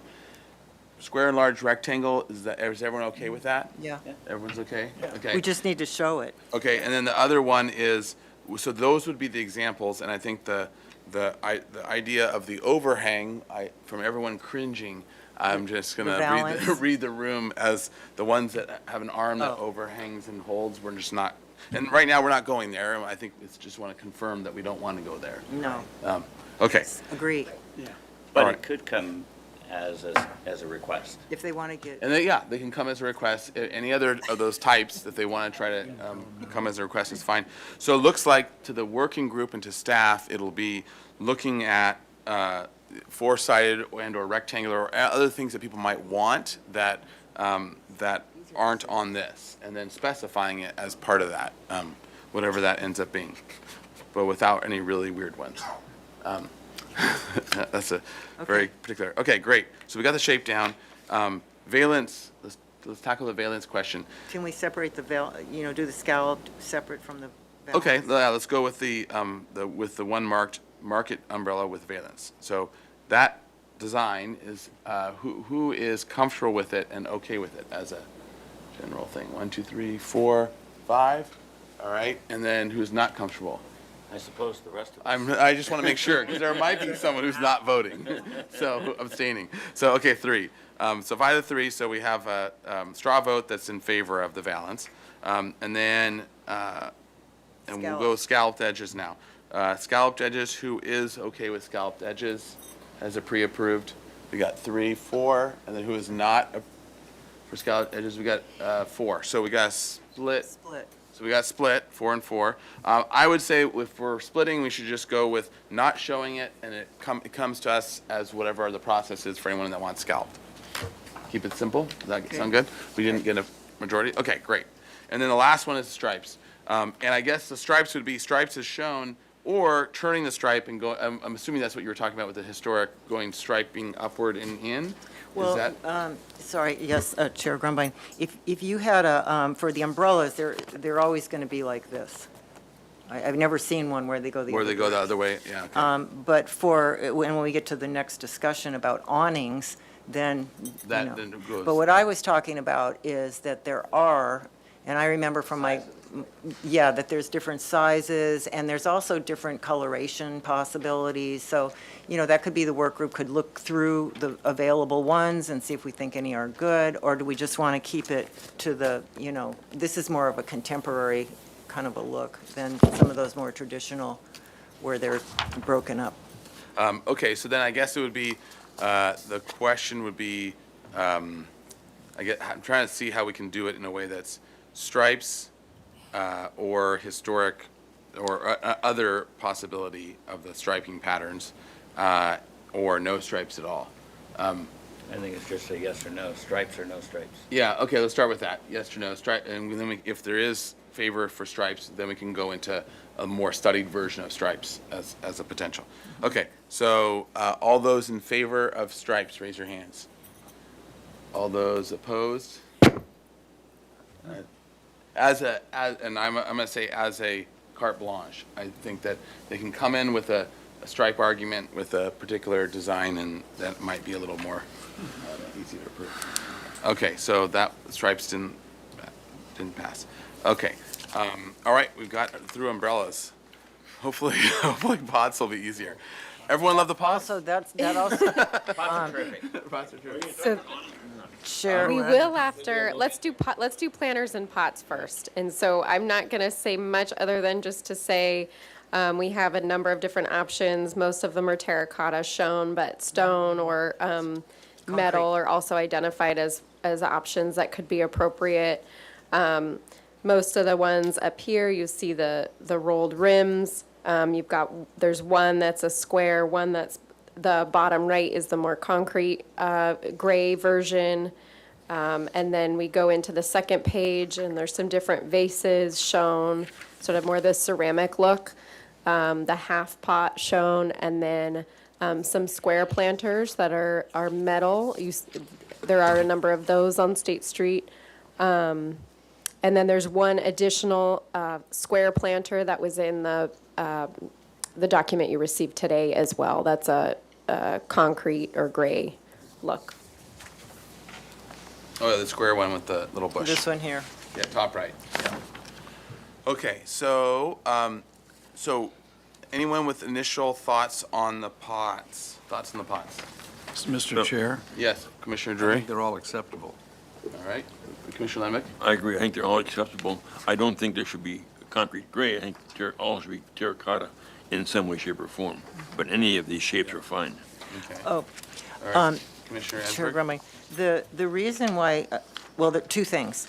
One of the reasons why we even got into all of this was because we had a project that was over at the San Marcos building that has the concrete carved, cast surrounding, which is a dark, which is a gray. And what had happened is that what was proposed is they had something like this in front of that. So that's another part of this thing is, of course, placement is everything, where you put things. So that was why we felt that we needed a concrete also, just for some of those kinds of conditions where you have a building that has that material. Like I think that in that particular case, even a terracotta, which could be a beautiful terracotta pot, but it would look odd potentially in front of that, that architectural element. So that's how that kind of came up, and that's why we thought we should offer that option. So. Now, the one, so yeah, that's true, and I want to advocate for getting rid of the square one, only because it's just too contemporary to me. This one? Yeah, no, bottom left. Actually, the one on the You mean this square one? planter that has the little, on the 9 of 9, that's actually, to my mind, totally okay, because it Oh, reads as so a. you're talking about this Yeah, one here. and we might, yeah, exactly. The metal one, I find is just too contemporary of a both material and overall shape. The nice thing about the shape of the square planter, in my mind, on 9 of 9, at least the shape of it, is that, and with a bit of molding on top, and the actual material being some sort of a, either concrete, it could be stained to terracotta or whatever, but some sort of a more natural or stone material as opposed to a metal material. I just find that the square planters one really doesn't meet EPV. If it was actually done as iron with a little iron ridge or lip on the top or some other, a little bit more of a traditional detail, then it could work. But as this one is, it's just too contemporary in my mind. Comment on that? Yeah, is it? That, I had a thought of that Yeah. too, that could become a barrier. I mean, they'll want to set some kind of perimeter for the business, and that was just the immediate default. I mean, Yeah. Well, now we've created this metallic Yeah. Berlin Wall. And it's pre-approved, right? Because Yeah. if you Pre-approved. really want to do something that's different, that's fine, but Right. if as a pre-approved one. Okay. That was my thought. And maybe to your comment about the color, or if we can select ones that have more cooler, stone tones versus a terracotta, that could work too if we pre-select it for them. You mean this? Or no, I was saying, so like, for example, the upper right of the square planter, but maybe a little more natural looking, that would tie to the San Marcos building that wasn't as quite concrete gray. Maybe there we can find things that have that palette that are still natural feeling, that have a more of a stone feel to it. Then we can pre-select it. Does that sound? Because then when you can't have a range, it doesn't have to just be a warm terracotta. You can have more things that have Yeah, ranges for right, different buildings that are right, pre-approved, but right. still have a natural feel. Or if you had like a white stucco wall, maybe you want to put, And even our sandstone varies so much between warms and yellows to cooler, and even some greens. it does bring up the question, again, and when we were over at the 1200 block, which I realize forgot to report about for our experiment that we're doing over there, when we were walking around, it's all, like there was one little shop that we were looking at, was like, oh, if they just rotated those planters 90 degrees, you would see more of the tile, and it would be, simple thing like that. So it's all design, which all of us are very used to and familiar with, but just, how you place it, where you place it, and how you achieve what we're trying to do, which is to create an enclosure, but doing it in a way that is respectful and works with the architecture. Absolutely. All right, so it seems like, if any other comments on pots, otherwise we're going to move on, we're still 34. Or did I miss? So are we saying take this off then? Yeah, so everyone okay with just Xing out that one for Yeah. now, and then looking at a direction of a little more range in terms of a natural range of colors from the warm terracotta to something more cool and stone like as a general direction for the working group and for staff? Is that sounding good? Okay, Commissioner Jordan? Yes to that. My question is, planters, pots, we also are looking at vases. Yeah. And vase introduces a question of color that's less evident in planters and pots. And is there a subcommittee position on colors for vases? Yeah, that's a good point. Can Let's look at that. Can this look at that. working group look at that? That's a good And we'll point. try to pin it Okay, to certain so things. that can be deferred. Yeah, great. And probably point. staying in earth tones and in that, and then if they Yeah, want to get really obviously, crazy. the turquoise Yeah. is a slam dunk, but Yeah. the yellow maybe Yeah, not. and, It's not earth tone. yeah, but we can maybe tie it to something and, Right, that's fine. and then have a That's fine. specific selection or equal. Mr. Chair. All right, Vice Chair Uli, and then Commissioner Butler. I tend to agree with Commissioner Lindvik about the concrete pot. I suppose even if we labeled it a cast stone pot. I mean, so many buildings have cast stone details on them. Well, they did at one time. I think they're all styrofoam now. I would shy away from the concrete version, even if it's suggested that you stain it, because the stain never comes out really nice. If you color the concrete and cast the pot, that's different, but this is not the case. This is off the shelf. I would shy away from that, only because I think, one, it's a little too raw. Even if the building has concrete on it, the building is its own thing. The pot doesn't have to match the building necessarily.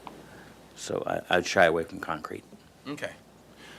Okay, that's easy enough, and we'll see what we can find as well, and see if there's something with that as well. So shy away from concrete. Okay, great. And then Commissioner Butler. So this triggered a different thought. Like, maybe we should consider a miscellaneous category, like fountains. I mean, some of them like to have a water feature. Is that what they call it? Or maybe there's something else that we haven't quite addressed here. I wonder. I open that as a... Yeah, Commissioner Jordan. It raises the question of what is a definition of street furniture. Thank you. And the issue comes up because we received a public comment from Joe DeLeese about newspaper collection boxes. Right. And do those newspaper boxes qualify? Is there a city definition of city furniture? What regulations apply to what Mr. DeLeese was pointing to, those collection boxes?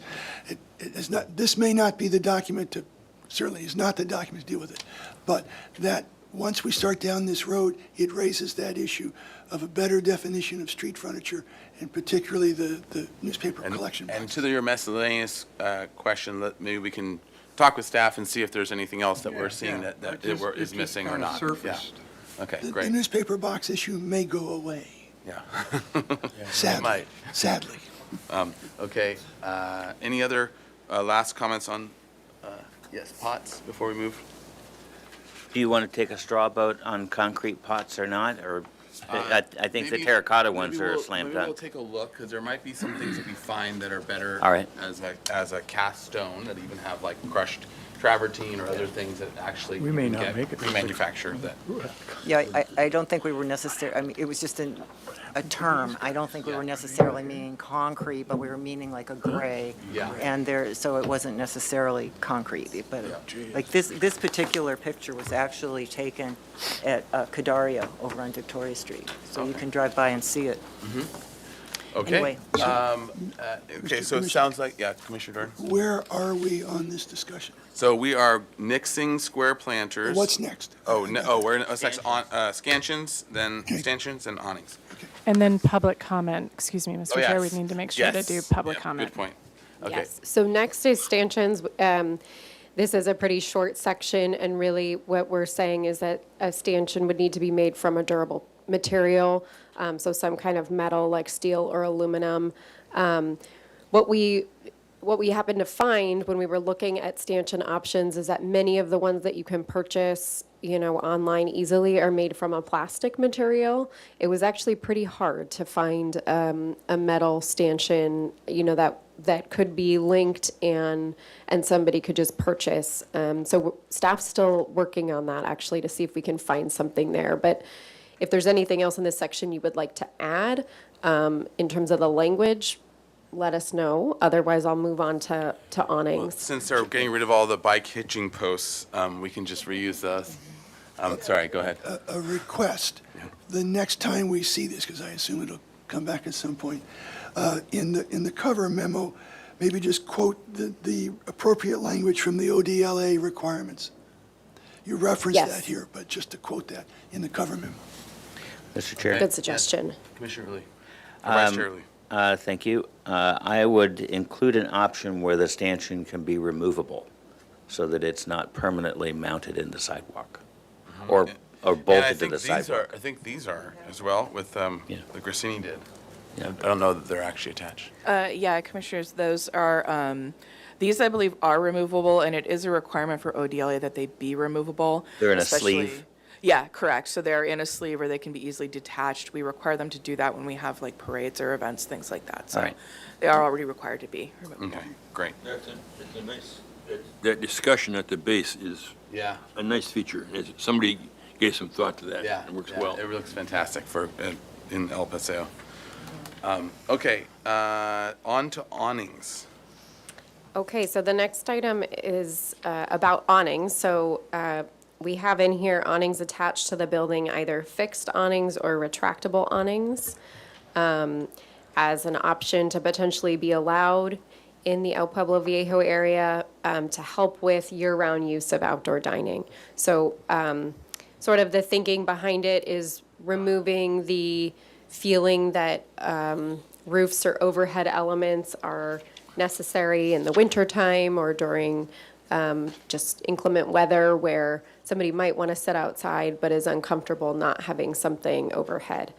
And so these awnings, there's a couple photos, showing the smaller awnings that exist currently in El Pueblo Viejo, and then a couple of the other photos are from Paris. I believe both of them are from Paris, showing dining with awning features.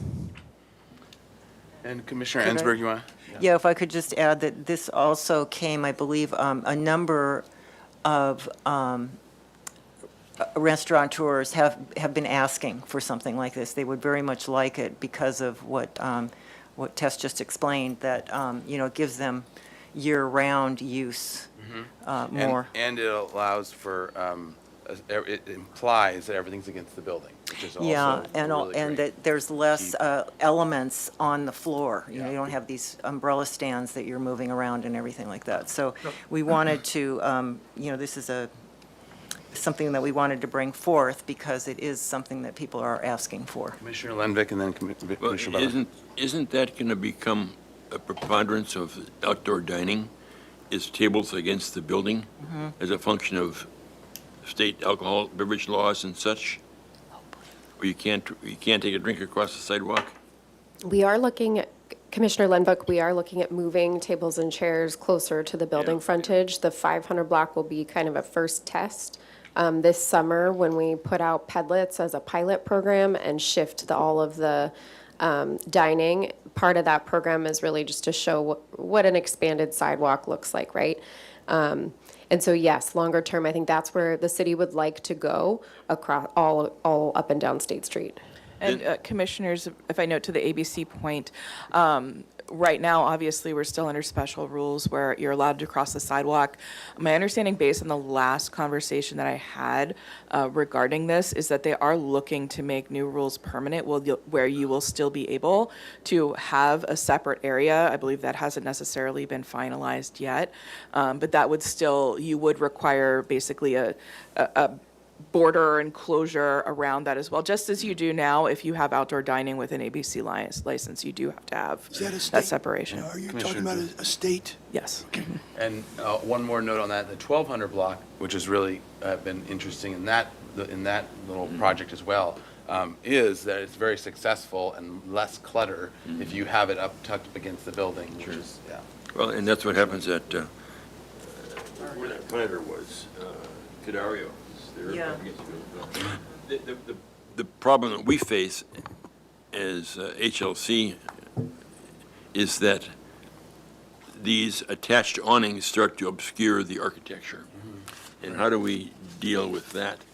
Yeah, and maybe, As we- as we continue this conversation with the work group, we can look at specific examples, and we can also have at least a simple process for maybe it's to the consent or whatever, some way of saying this is the general type, and we'll help you kind of figure out where to put it on consent or something like that, where we're implying it, but yes, because there's some places have big arches, some places have little, and placement of that a large, fixed thing or a thing that can extend out would be, I think, an important aspect. It's not as easy as just like Mr. Chair? Yeah, Commissioner Gray. So what are the restrictions for awnings? How far are they allowed to project from the building? I don't know that there is a specific at all. It just comes to full HLC as part of a full design review. But I think we can figure out, at least get them started with like, these are ways of addressing it. This would be types of perhaps a manufacturer, and then you would be working with your building with HLC There for. must be restrictions, because I think Commissioner House suggested there was something like under 15 feet sticking out from the wall. And there was a suggestion, because of the preponderance of outdoor dining after COVID, that restriction be amplified to be larger. I mean, you can make an awning come all the way out to State Street from Well, Chase Restaurant. for there are code requirements. I mean, it's something like Yeah. a third of the distance beyond the property line and Yeah, certain so height limits. let's Yeah. look into it with So the there are next- yeah. limitations. Okay. It sounds like we're. That's Okay. not under our purview. Okay, so I think we have a pretty good marching orders and direction from HLC, and thank you. Yeah, oh yeah, and now we're going to go to public comment, and then we'll wrap it up. Okay. Anyone in the room wishing to comment on this item? Or do you want to go to the next item? All right.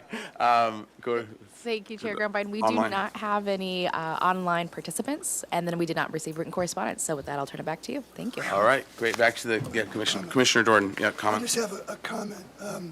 Critics sometimes claim that review boards and city staff put too many obstacles in the way of fast development. So I would just like to point out that this item is an example of just the opposite. The effort to streamline a process for setting up a new business in the EPV by offering pre-approved options for street furniture.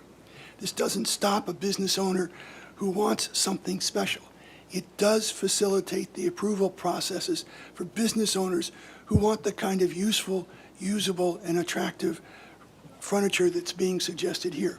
It's just the opposite of what we're often criticized for. I just want to note that. I would agree with that, and Mr. Chair, if I might add, I don't think this board ever delays a project.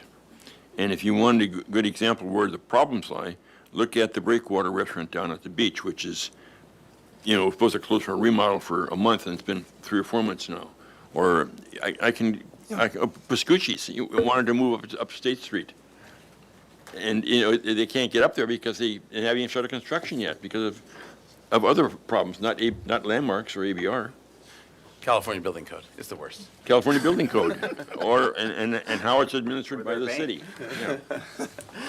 Yeah, okay, thank you, Commissioner Jordan and Commissioner Levick, and Very good work. and thank you again for everyone that's been working on this, so, all right. Probably don't And, Yeah, our only delay is an hour for these guys.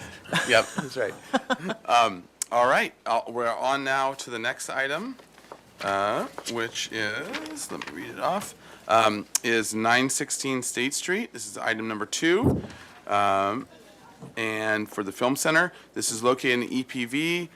Proposed exterior alterations to the existing theater, including new finishes, soffit, and light fixtures at existing canopy marquee, new poster cases at exterior wall and around circular column, remodel of exterior entry foyer, and new roof screen around mechanical equipment. No final appealable action will take place at this meeting. Project compatibility findings will be required for project design approval. All right, so welcome if the team wants to come up and Mr. Chair, introduce themselves. Yes, Commissioner Jordan? I have a question for staff before we get started. Sure. Second. Yep. This is on the agenda as a concept review, but the News Hawk earlier this week said that they're starting work on May the 12th. What is how do we reconcile that? Yes, so actually, I was just going to address the commission. So the chair, Ellen Kokinda, Design Review Supervisor. So I just want to just speak and say, just on the behalf of the city, this is actually a city-owned structure that SWIF Film Center is leasing. It's a really phenomenal economic development opportunity, and they are operating on a very tight timeline, so kind of a one-year timeframe, because they want to be able to renovate the interior, which requires, to update, and you all will be speaking more on this, but I just want to emphasize that, the exterior changes are fairly, they're going to be substantive in terms of like changing your entire experience of what it is, but the interior, there's a lot of work going on there. So there's an at-risk building permit submittal, so it allows them to put in a building permit application prior to getting the Historic Landmarks Commission approval. And it's really, again, most of it is to address demolition, so it's a demolition permit and then followed up. So we're just trying to fast track this as quickly as possible and see what we can do concurrently and it doesn't mean that they can get their actual building permit issuance for things. You still have to get For the landmarks exterior for the things, external, yes, but you can at least, we're trying to move them along as quickly as possible and try to be strategic through this. So this is just the concept review. Again, we're hoping to be able to get substantive comments and direction, and then we'd like to be able to host them back to get project design approval and final approval as quickly as possible. Thank you so much. Thank you. Thank you. All right, so thank you all for waiting for the last one as you saw us go how the Spanish colonial sausage is made. One clay pot at a time. So welcome, and if you would introduce yourselves for the record. Yeah, I'm Roger Derling, Executive Director of the Santa Barbara International Film Festival. My name is Cody Johnson. I'm an interior designer with LJC. My name is Kruti Majmudar. I'm an architect with. Oh, sorry, there we go. My name is Kruti Majmudar, and I'm an architect with LJC. All right, welcome. And, thank you for the time. Roger. You have to speak in that microphone like a rock star. I'm an agent rock star. Thank you for having us here. As you know, we 8 years ago, we undertook the remodel of the Riviera Theater, and then this is the next chapter. This theater was used this past festival. We've been using it for years, but this is we're dependent on those 5 movie theaters inside that venue to run the film festival, and thus the urgency to have it ready for next festival, next February. We did our thorough research about the architects that we wanted to work with, and these are the premier architects for cinemas in the USA, and that's the reason why we brought them on board. And without further ado, I'll let them do the talking. Thanks, Roger. We have another team member that's joining us. You want to intro him as well? Sure, I will. This is Mackenzie McCulloch. He is an interior designer with the LJC as well.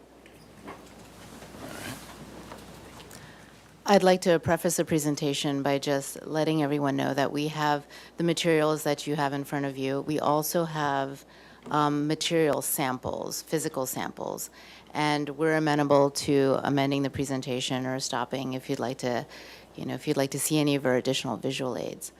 But with that said, the project is, as you know, theater renovation at 916 State Street.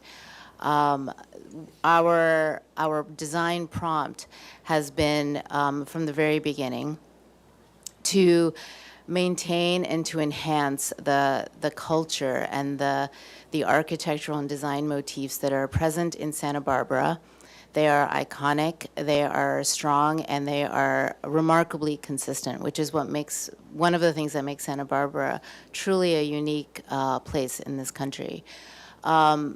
With that said, one of the striking aspects of Santa Barbara are the unique and the remarkable theaters that are currently available and are used by a very large patronage.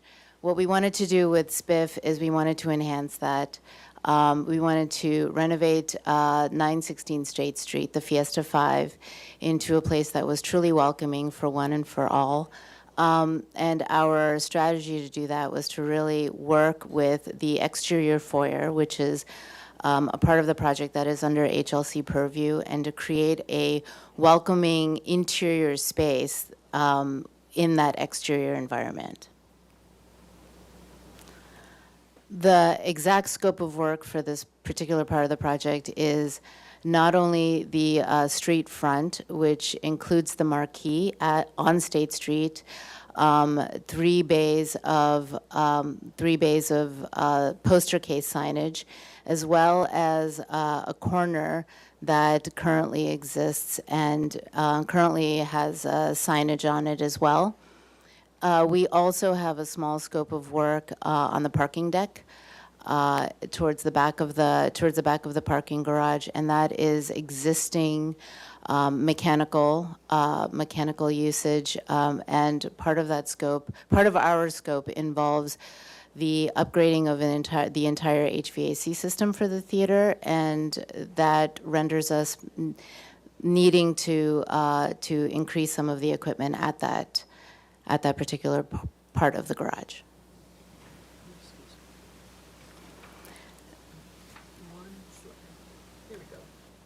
These are photos of the existing conditions.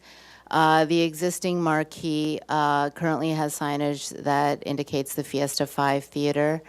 The current street frontage includes existing canopies that have been faded and are in disrepair, as well as bay windows that serve as essentially signage cabinets. The marquee has lit elements, which is fairly typical for theaters, and our intent is to maintain as much of the existing as possible, of course, refreshing it and renovating it and increasing the appeal at the street. Once you walk through the gates, the wrought iron gates that have been designed by Jeff Shelton, once you walk through those gates, you are in an exterior and unconditioned space that is essentially a circulation down to the front doors of the theater. The current condition is one that is fairly cramped and dark. There are a set of steps that sort of cascade down to the front doors. Alongside that, there is a thick wall that serves as a barrier between the handicapped ramp and a chairlift. That is not an ideal scenario for either type of guest experience. Additionally, there exists some glazing, some clear vision glazing into the adjacent retail property, as well as a decorative raft that is suspended below the parking deck that's above. These are some more existing condition photographs. The flooring is in disrepair and it is outdated. The railings would require some maintenance, and there is quite a bit of sort of decorative work that needs to be renovated. And our strategy was to take a whole sort of all-encompassing look at this space and reconfigure it in a way that was inviting for one and for all, and to really provide a welcoming environment into the actual theater. Our primary strategy here was to take clues that we found within Santa Barbara. There are, as I mentioned before, there are plenty of architectonic elements that we could draw from, many of which you've seen at the Granada, at the Libero, at the Arlington. But really, we saw this as an opportunity to provide an uplifting and welcoming, a very rich experience, and drawing from visual clues that we can find within the city already. So to that end, at approaching the cinemas, our primary strategy was to maintain what we could. And to that end, the marquee, what we are proposing is to maintain the marquee, to refurbish it, to brighten it up with more color that we believe has been faded from what is currently existing, to refresh the wrought iron scroll work that exists on top of the marquee. And of course, we are proposing that we would update the signage to reflect the new name of the theater, which is the Film Center. Concurrent to that, we are also planning on upgrading the poster cases, removing the fabric canopies that are currently at street level, and upgrading the poster cases and adding some decorative scroll work that resembles the sort of the architectural language of archways that you see up and down State Street. And here are some more images of the proposed marquee. Our conceptual approach here is to really invigorate the street level experience, both from a frontal approach and a sort of oblique approach, which is if you're a pedestrian, you would most likely be approaching this theater on the oblique. Nonetheless, the underside of the marquee will now present a very activated, very energized experience. We are increasing the number of light fixtures at the underside of the marquee and adding detailed coffering that our hope is that it invites patrons into the theater. So this is a look at the comparison of the original floor plan and the proposed new floor plan. So as Crudy mentioned, the northern plan north portion is where that existing connection to the retail spaces and that elevator lift for patrons coming through. So there's that large dividing wall. We are also giving back the space below to add in additional ramp. So one important part of this was to make everyone's experience very similar.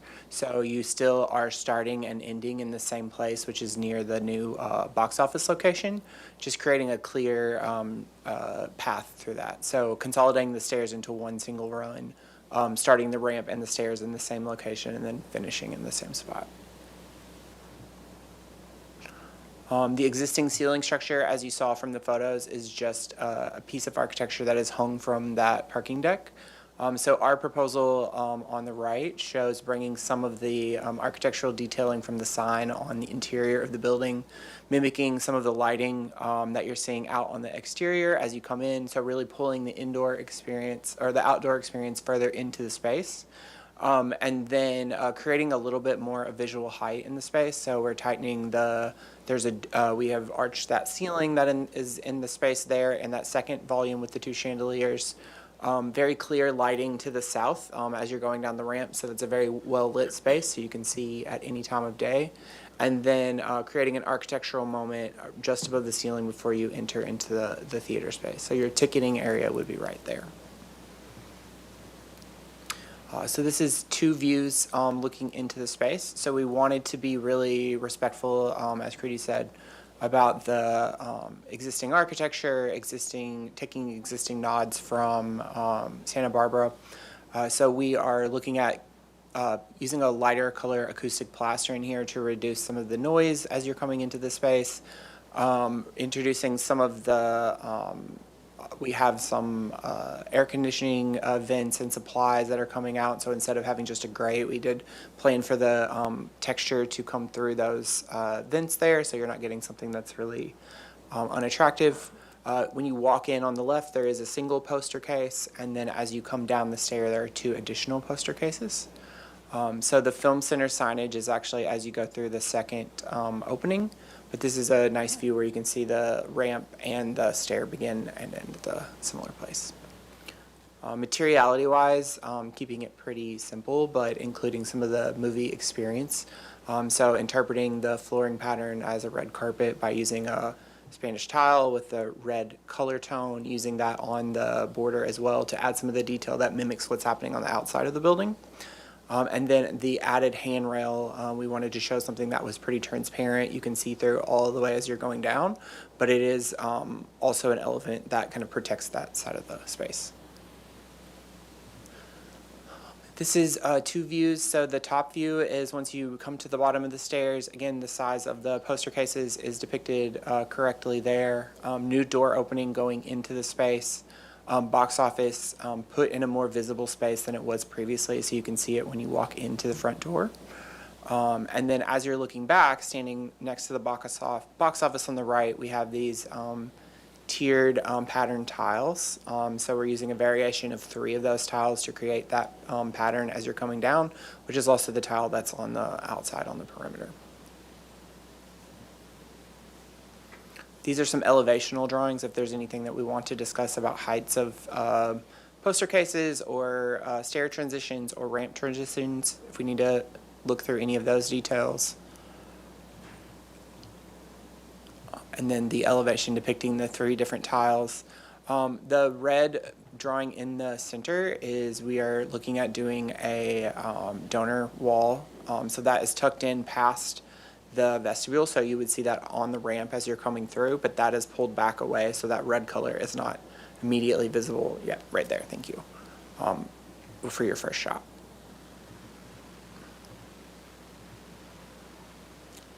So looking at recreating the film text and font in the same font that was originally used, we're showing some examples of that signage as you get all the way to the end of that interior vestibule, mimicking some of the poster case detailing that is on the existing sign. So that wrought iron kind of swoopy curl is something that's very similar to just unite those poster cases with architecture.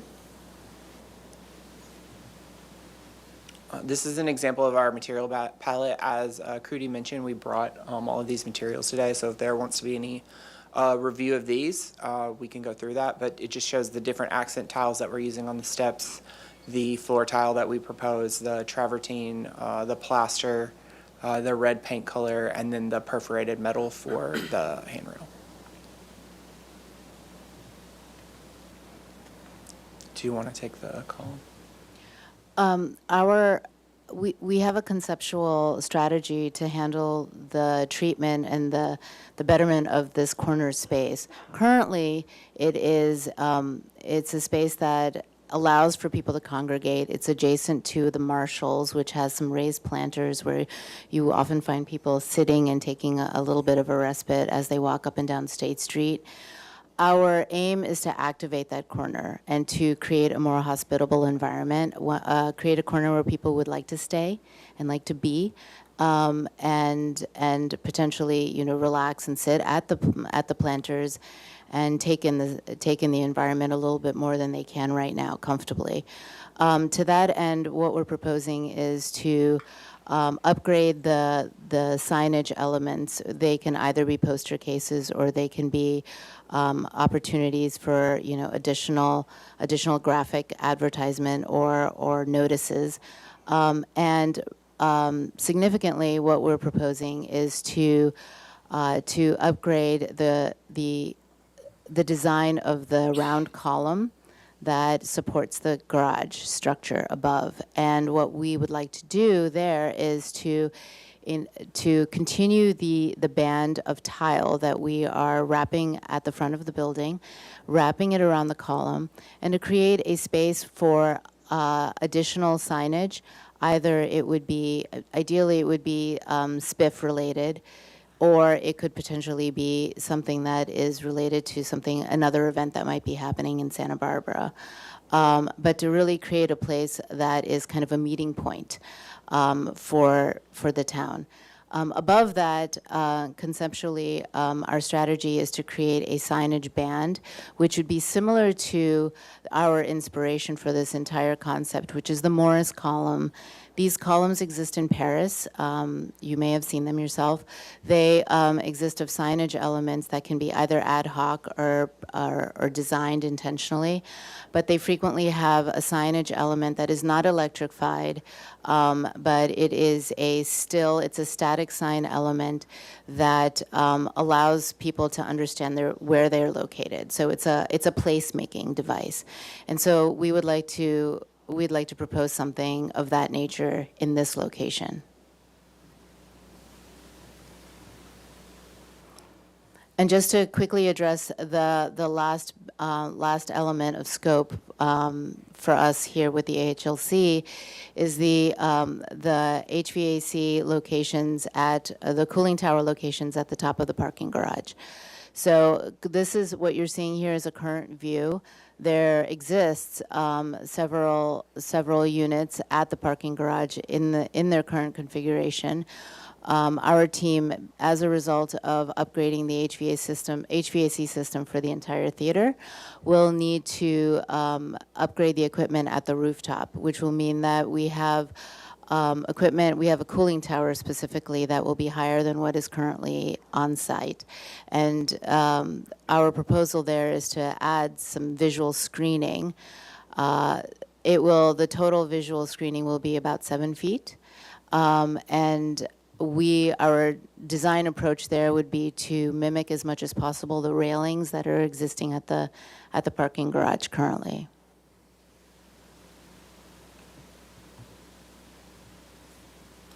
We have further detailed drawings of the rest of the set if we want to review anything in a zoomed-in detail, but everything that is following this sheet is pretty much just more detailed drawings of our space. That's right. As you're going through it, just because I know it'll come back as a question anyways, can you show a detail of what that, when you say the existing railings, are you saying like plaster wall railings or wrought iron railings? Or The existing railings are actually a metal frame with wood slot infill. Oh, got it. And Okay. Right. So what we're proposing is to stick with the motif that already exists. There is an opportunity for us to angle the slats to decrease visibility from certain angles from primary approach points to increase the opacity of that screen. But as everyone knows, if you have an angled screen, if you change where you're approaching it from, it changes. Okay, great. That's helpful. And then maybe just scroll through the rest of the set quickly, just so that we've seen it all. So larger view of the lobby, larger view of the RCP for that space. A detailed finish plan, so it tells how we're marking finishes in the space. So you see that red carpet element there. Elevations of either side, which we showed in color before. The entry, a section through the ramp, just to show how those spaces are getting down to the floor, and then a look back towards the gate, which we are not touching. Yep. So sign details in that parapet for the repair. Stair, some detail elements of the venting that we were doing and proposing on the walls and the shapes of those. And that's proposed to be in plaster. Mm-hmm.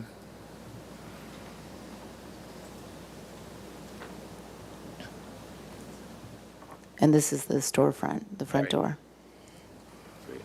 All right. Does that complete your presentation? Yes, it does. We do have the materials if you'd like to. Okay, yeah, Okay. let's take a look at the materials. And City TV, if you can swing the camera down here. I don't want to be loud.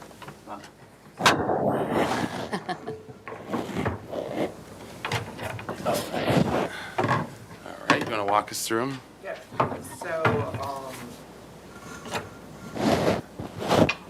so as we're coming into the experience, this is the tile floor that you're seeing as you come in. So the neutral floor tile, which kind of continues from the front door all the way to the door to the theater. These tiles here are the 3 tiles that we are proposing using for the risers of the stairs. So keeping in that kind of red undertone here. So you're seeing these all have a similar pattern and scale. They're just visually a bit different. This is the tile that we're proposing as the tile on the street, and then the tile that wraps around the border. So we're using the same tile for continuity.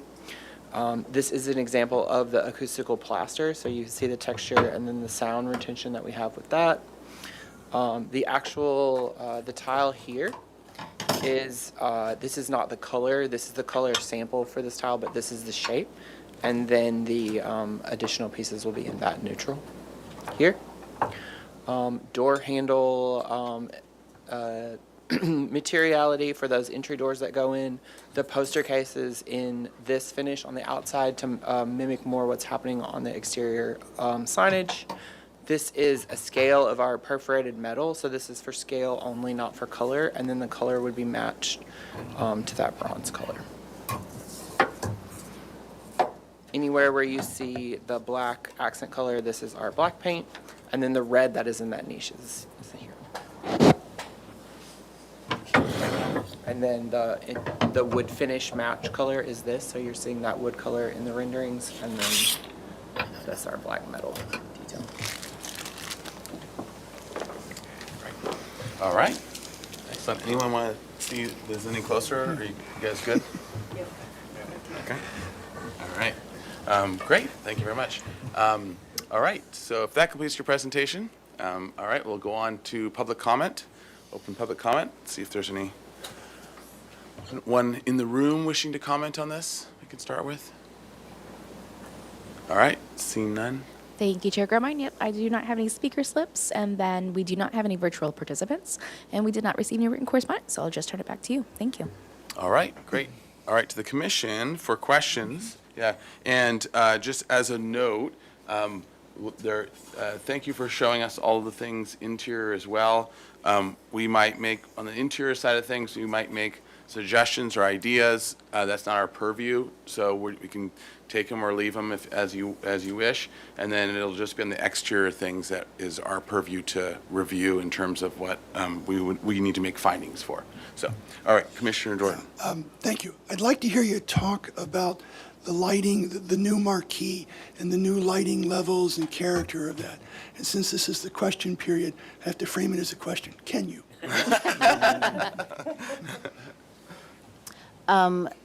If you can go to the existing marquee underside. Yes, absolutely. So if you look at the existing condition, there actually is not a good deal of lighting in in the existing marquee, and the bulbs that are used are not. They're not terribly decorative. They're far more utilitarian, and so our approach was to enhance the level of lighting, to create a much more robust glow at the street, at the sidewalk, to allow for the entire marquee, even at the street level, to serve as a beacon, but also to create activity at the ceiling plane. So we are proposing smaller light bulbs, Edison type bulbs where you can see the filament, ones that are much more evocative of classic cinemas and the classic film going experience. And those would be the same bulbs that we would carry into the space. The existing space itself is fairly dark, and because it's partially subterranean, so our key focus was to create an enhanced level of lighting that then we carry into the interiorized spaces. And what about lighting on the vertical surfaces outside where it says the marquee on the outside, the vertical surface? We are not currently proposing any additional lighting on the vertical surfaces. We do have lights that are dropped down at the corners of the marquee. They are also decorative lighting elements, and those do not currently exist. Currently, you have sheet metal finials that are being suspended from the underside of the marquee, but we propose to add 2 lighting elements there. But aside from that, we're not adding additional lighting elements. And since we're on this, I have a question. Is this all new marquee construction, or is this keeping the existing structure and working with it? Our strategy is to keep the existing structure. Okay, and so all the fan shape sort of ribs that you have going on underneath there, that's basically what, removing whatever is there, but keeping the actual structure and then redoing that? Is that? That's correct. What's there is currently sheet metal. It's bent sheet metal. It is decorative only. We would be in the process of removing all of that, removing the actual enclosure of the marquee. We would strip it down to its structure. We'd make an assessment on the structural viability of the marquee. And we would then add in the decorative elements and the decorative coffering. Okay. And so with your design, are you assuming that your ribs come down to the same point as the bottom of these coffers? Yes. Okay.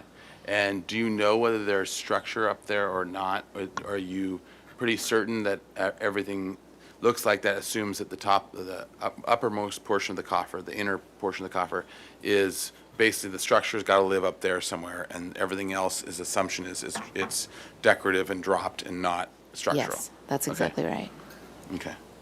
Chair Grumbine, pardon my interruption. Yeah. I just wanted to make a clarification that there was a comment earlier about the foyer not being an exterior element, but in the city's mind, it is part of the exterior that is under your purview. So you do have purview over To the front door. the foyer, the front door, Oh, the 'cause it's vestibule. open air? Yes. Oh, got it. Okay. Yeah. Never mind, strike that. All right. Let's dig in. All yours. And we'll start, You're gonna regret you brought that up. Vice Chair Uli. that just delayed the project. No. And of course, we'll have an opinion about everything else. A couple opinions each. My question is, what's on the screen now, lower left, the depth of that marquee looks a little deeper than the current one. So We're not proposing extending the marquee beyond anywhere its existing footprint. So that is, it could be the camera view in this rendering. We can look at the reflected ceiling plan, but we're not proposing any changes to that. It's just bringing those fins out closer to the street. So in the existing photo, you can see the oil canning of the metal. So we're just taking that out, meeting in that footprint. I think the RCP is the best place to. Sure. And there's a comparison, like the one of the, Bobby has both of them. Can you go to the side by side? that's sufficient. Okay. But I think, when you refine what we say against what you want, and you come back, you should have a drawing that shows current and proposed so that it's right next to one There another. it is, yep. So the coffers on the left there, they're too deep, and then the new footprint, well, the footprint is exactly the same, but we're just extending those bands out to the perimeter. All right, thanks. All right. Another Commissioner- marquee question. Yeah, if that's- Commissioner Ensberg. Let's- Thank you for the great presentation. Can you go to that picture, the one we were looking at just a minute ago, that shows the existing marquee from the side? There. So right now, it's backlit, right? Yes. So it's backlit, and then there's the letters on there, and so you see it that way. You're taking that away. So now, or will it still be backlit? It will still be backlit. Okay, so just the picture we were looking at where it was just looks solid white is just because of the rendering? It's just the rendering, right. We are going to be replacing the acrylic panel. It is, as you can see here, it's yellowed over time. So we will be refreshing that actual surface, but it will have the same dimensions and it will be in the same location. And functionally, it will remain the same. And then thank you for that. And then the metal you're proposing to paint, and you have that red color, so you're painting everything. You're taking the finials off, and you're putting those drop light fixtures, and then you're painting it all burgundy. We're proposing to replace the sheet metal entirely. Oh. There's enough significant disrepair to the existing sheet metal. There is oil canning. There are areas that have been rusted. There are attachments that are very, very close to failing. So our proposal is that it might just be easier to replace entirely. And have you, sticking on this element, have you looked at, maybe it's part of his comment, but a question, a comment as a question, that arch is just barely clipped. It's so annoying. Have you looked at a coffering design that allows the uppermost portion to allow the arch to clear?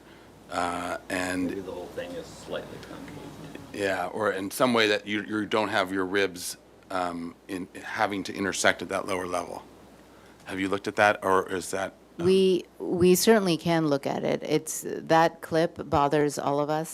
Just as Great. At least we're all in it together. I think that our approach has been to take a look once we start doing selective demolition and Yeah, see what the what you're actually underlying dealing structure with. can support. If we have the ability to lift the marquee up in that location, we can certainly take a look at that. Okay, great. And the underside of the marquee, the design itself, actually supports that design change Okay, fairly great. well. Great. Mr. Chair? Yes, Commissioner Drew. And you're just talking about the center. Yeah, of just the marquee. center arch, the way it just barely Just gets to lift clipped. it, give it relief, yeah. Yeah. There might be a way of working those coffers so that you end on an open coffer or an open. Okay, other questions, Commissioner LeMcClure? Let's see, why do you have two interior staircases? One's grand and one's off to the side and it's smaller? There are some existing columns, so we're just spacing the handrails. All that stair is the same stair, it's just treated in a different materiality. Wasn't there a picture where it was treated differently, it was a different color? Yeah, the top band, if you want to click to the rendering, the top space is, one more, I think. Here we go. So Yeah. the stair in the center is just highlighted and is becoming what we are calling our red carpet Oh, I see. experience. And so the floor on the perimeter and on the edge is that travertine, but those are in the same plane. I got you, okay. And then secondly, are you gonna do a super interesting handrail?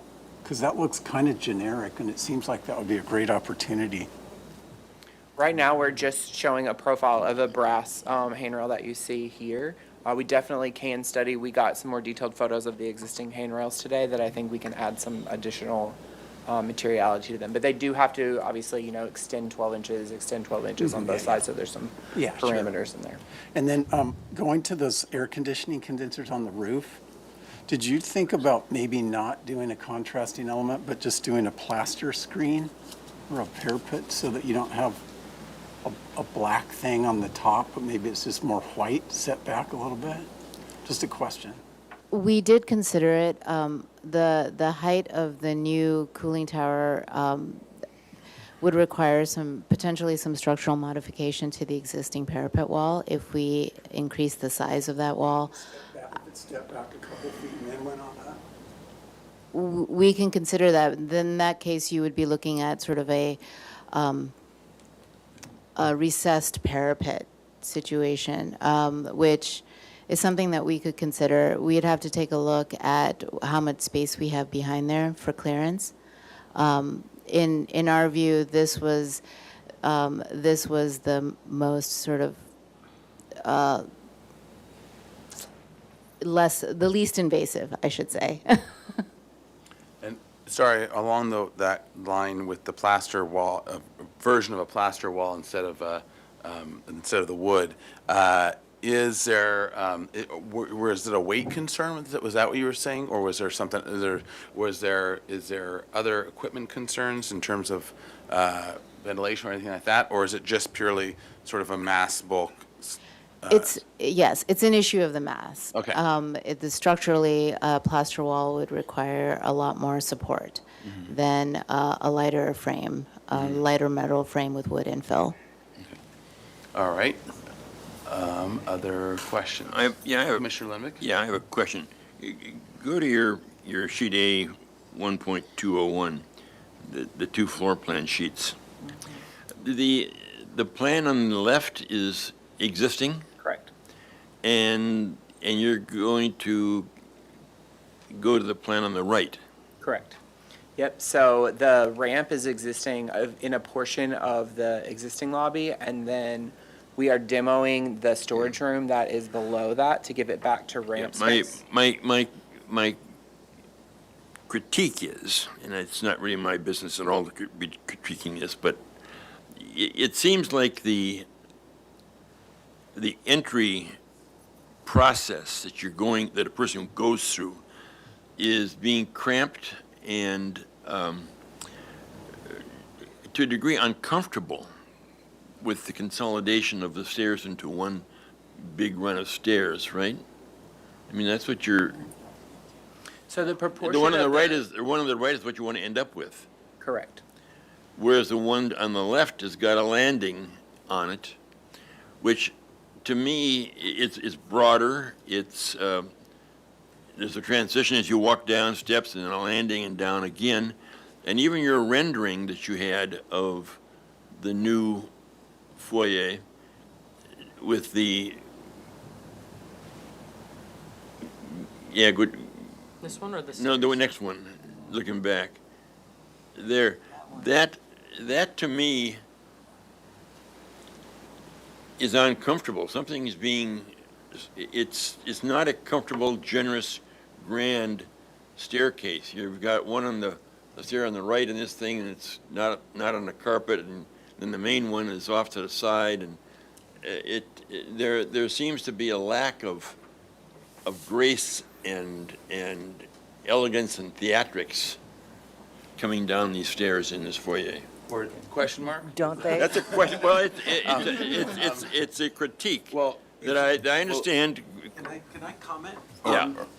This photo is not taken in the experience of the accessibility of the ramp. Yeah. If you include the ramp into the space, it is grand and is inclusive because the experience of the ramp and the people become one. Right now, we're just looking at the view from somebody who is mobile and has no disability or is elderly and needs a ramp. But the ramp is part of the experience. Okay, And so can you go to, and actually I had a question about this that might also be, for the railing on this, is that, the railing that's in the middle of the stairs, is that just because of distance of code that you need the Correct. two railings? That's right. Yep. Okay. And then, can you go back to the ramp, to the view of the ramp The plan. experience? Yeah. Go back. Yeah, and maybe zoom in a bit too. So the width of the ramp is basically the same width as, can you look at both of them actually? So the same width as that cut-in where you have the retail entry door on the north side, Yep. and then also the lift that gets you down to that floor. So by condensing the stair back, you actually get more ceiling height and more visual openness than you have right here. And we're also keeping the ramp starting and ending in the same space. So we gave footprint of the building back to that, so that experience wouldn't be any more cramped than it is today, any tighter than it is today. So if you have the stair, landing stair, then you're just continuing the height down instead of preserving the height for a visual connection. So you're saying by combining the steps and pulling them towards the entry door, you get more openness earlier, Right. anyways, as part of the. It's safer, right? You can see further. It's more of an open volume. It's also right in front of the box office.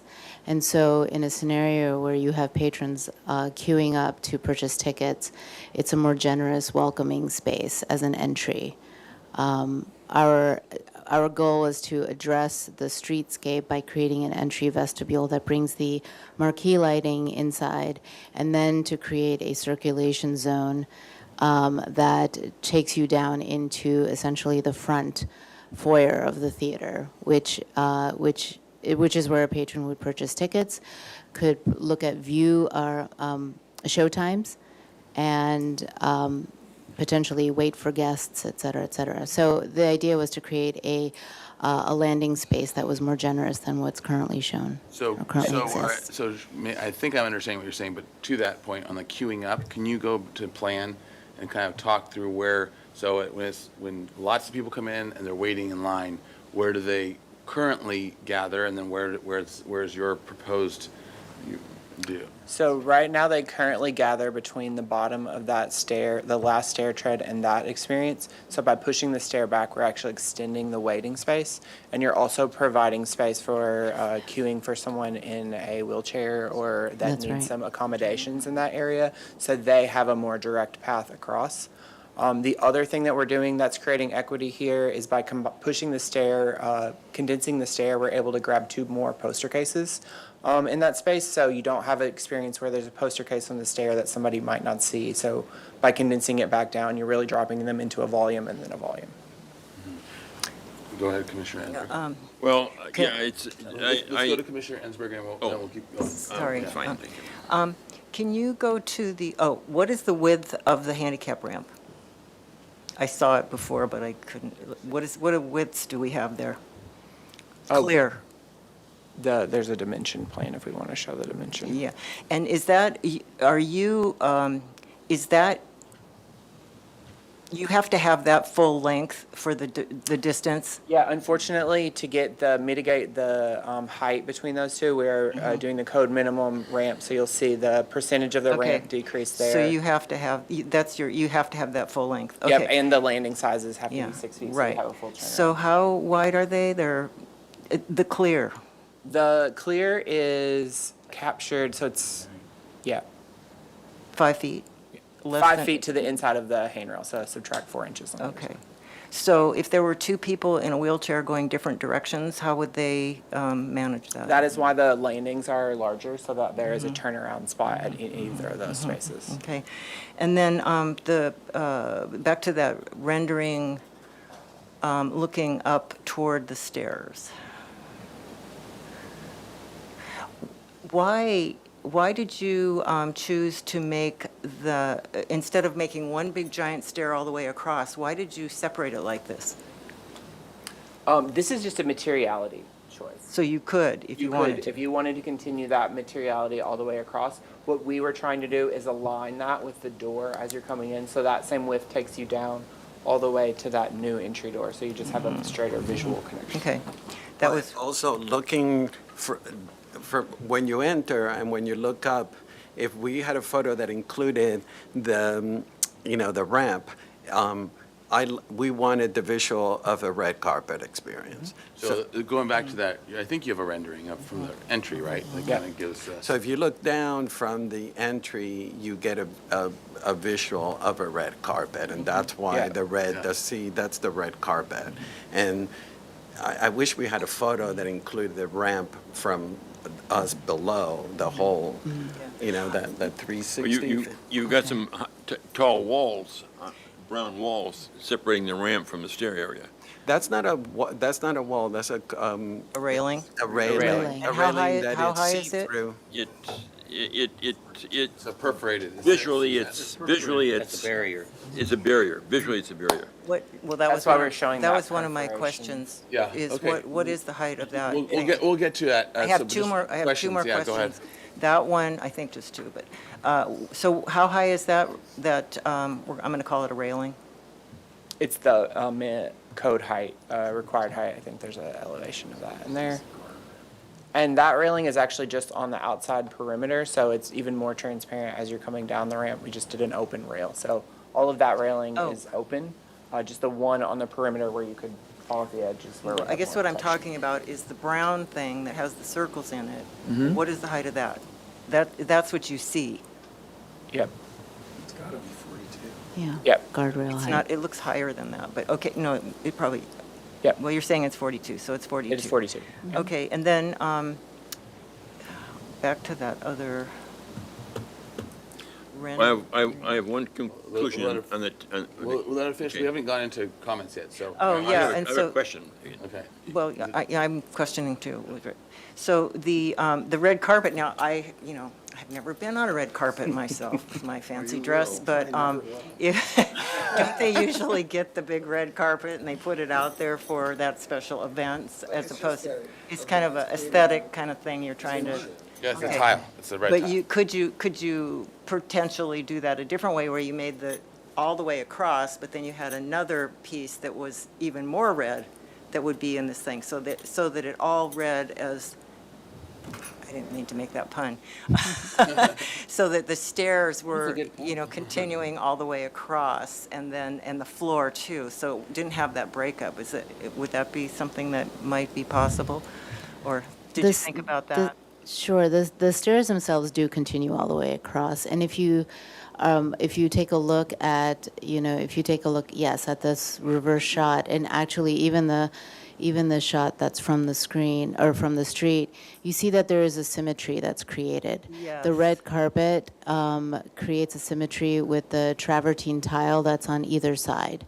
So it's what it does is it seeks to recenter the front door of the theater with the gate at the street level. Okay. And you're those balancing are my the questions. ramp materiality with that is why. No, I understand, I get it. Commissioner Lenvik, is this really a question? Yes, it's a question. Okay. It's a question. It really is. My question is, well, I have a question. It's really probably management as much as anything. Why are ticket sales that far into the building?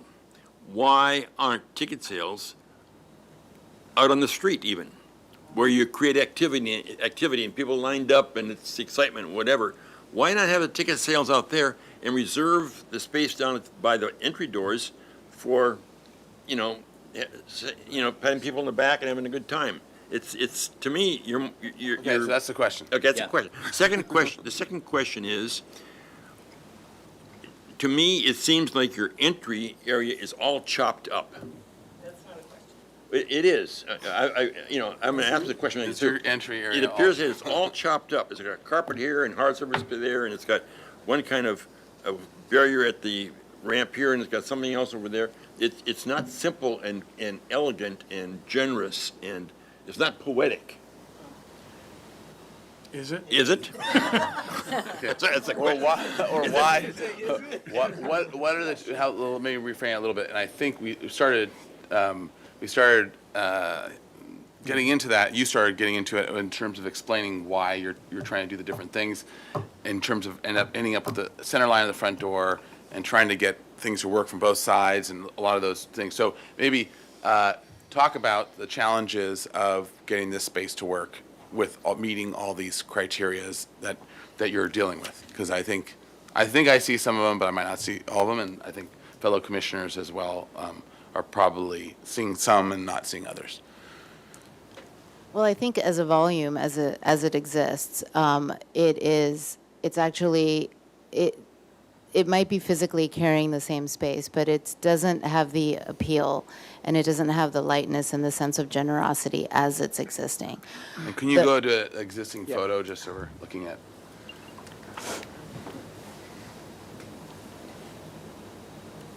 That ladder really makes it. Do you have a shot from the entry looking down? There we go. So that's your I think condition. Yeah, I know, but I think that. That's very generous. Teasing. My only concerns are that I want us to be successful, and I'm looking at it from a standpoint of what's going to draw my eye into there, other than the smell of popcorn. Yeah, we've been. No, not yet, but as part of the questions of like, what are the challenges and what's the existing versus where you're trying to go? No, but I want to address the idea of moving the box office outside. Ed, we run a film festival, as you know. On a weekly basis, when we're just showing regular movies year-round, your idea is feasible. It sounds good. But when you're running the film festival and you have 50,000 attendees coming in and out, and you're having volunteers, and you're having crowds, to have the box office outside bottlenecking, it's not conducive. We've been running the film festival. My managing director in back of me has been my right-hand man for the past 25 years. We've been working together. We know the flow of people and what is conducive and kind of what is not. And the choice of the box office where it's at it's based on experience. And us moving, I would love it aesthetically to have the box office outside.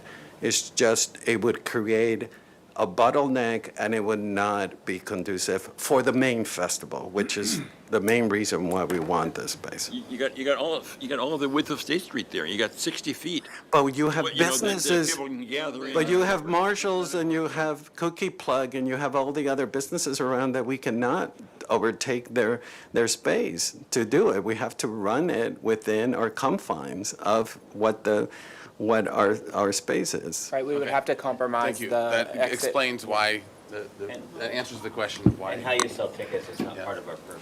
Yeah. All right. Mr. Chair. Commissioner McClure, I'm seeing. Oh, one more And then question. Commissioner Butler. Okay, and then Could Commissioner you go Drew. to the main floor plan that shows the steps and the ramp? Is it possible, or did you consider, see the thickness of the walls that, For the ramp? yeah, couldn't those be eliminated 100% to where one ramp just drops off to the other and you don't have it looks like over a foot thick 3 times of a wall? Seems like you could get some more space for the main lobby if you And for 2 handicap chairs. fatten, or Okay, got so rid I of guess the that's a walls. question. So, yeah, it's a question. Did you think about that?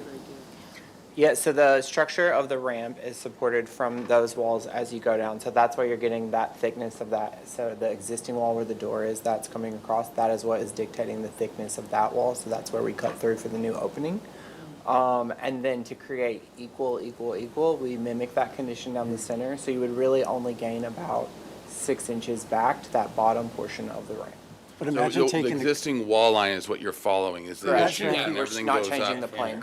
But imagine if you took a piece of cardboard and cut it and just went like that. So there's not, there's no wall. There's just. So the first part, though, they're saying is the existing, can you go to the existing wall, and that might help show, and then we can go to the existing picture, because I think I see what the reason why. So they're demoing the existing wall, but they still have the whole wall line going up. So that's what has to come down onto that. So then they're going around that anyways, and then they're just mimicking it once. So you could save space, but you're only saving it on the bottom 2 ramps. Right. You're not saving it in the lobby I space, which is see. where you want it. Okay, thank you. But you could pick up space for clearance, because I'm worried about. Oh, I see what you're saying. So I guess that's the question is, if you did squeeze the rail in the first part, it's still hovering. And in the second part, you could end up with a couple inches more. 3 inches on That either might side. clear a little better for You the. won't be able to pass, but. Yeah. Well, if you had people in a walker or you have a wheelchair, there's a lot of different types Okay, of. so there might be some space there. Somebody might have to wait. Okay.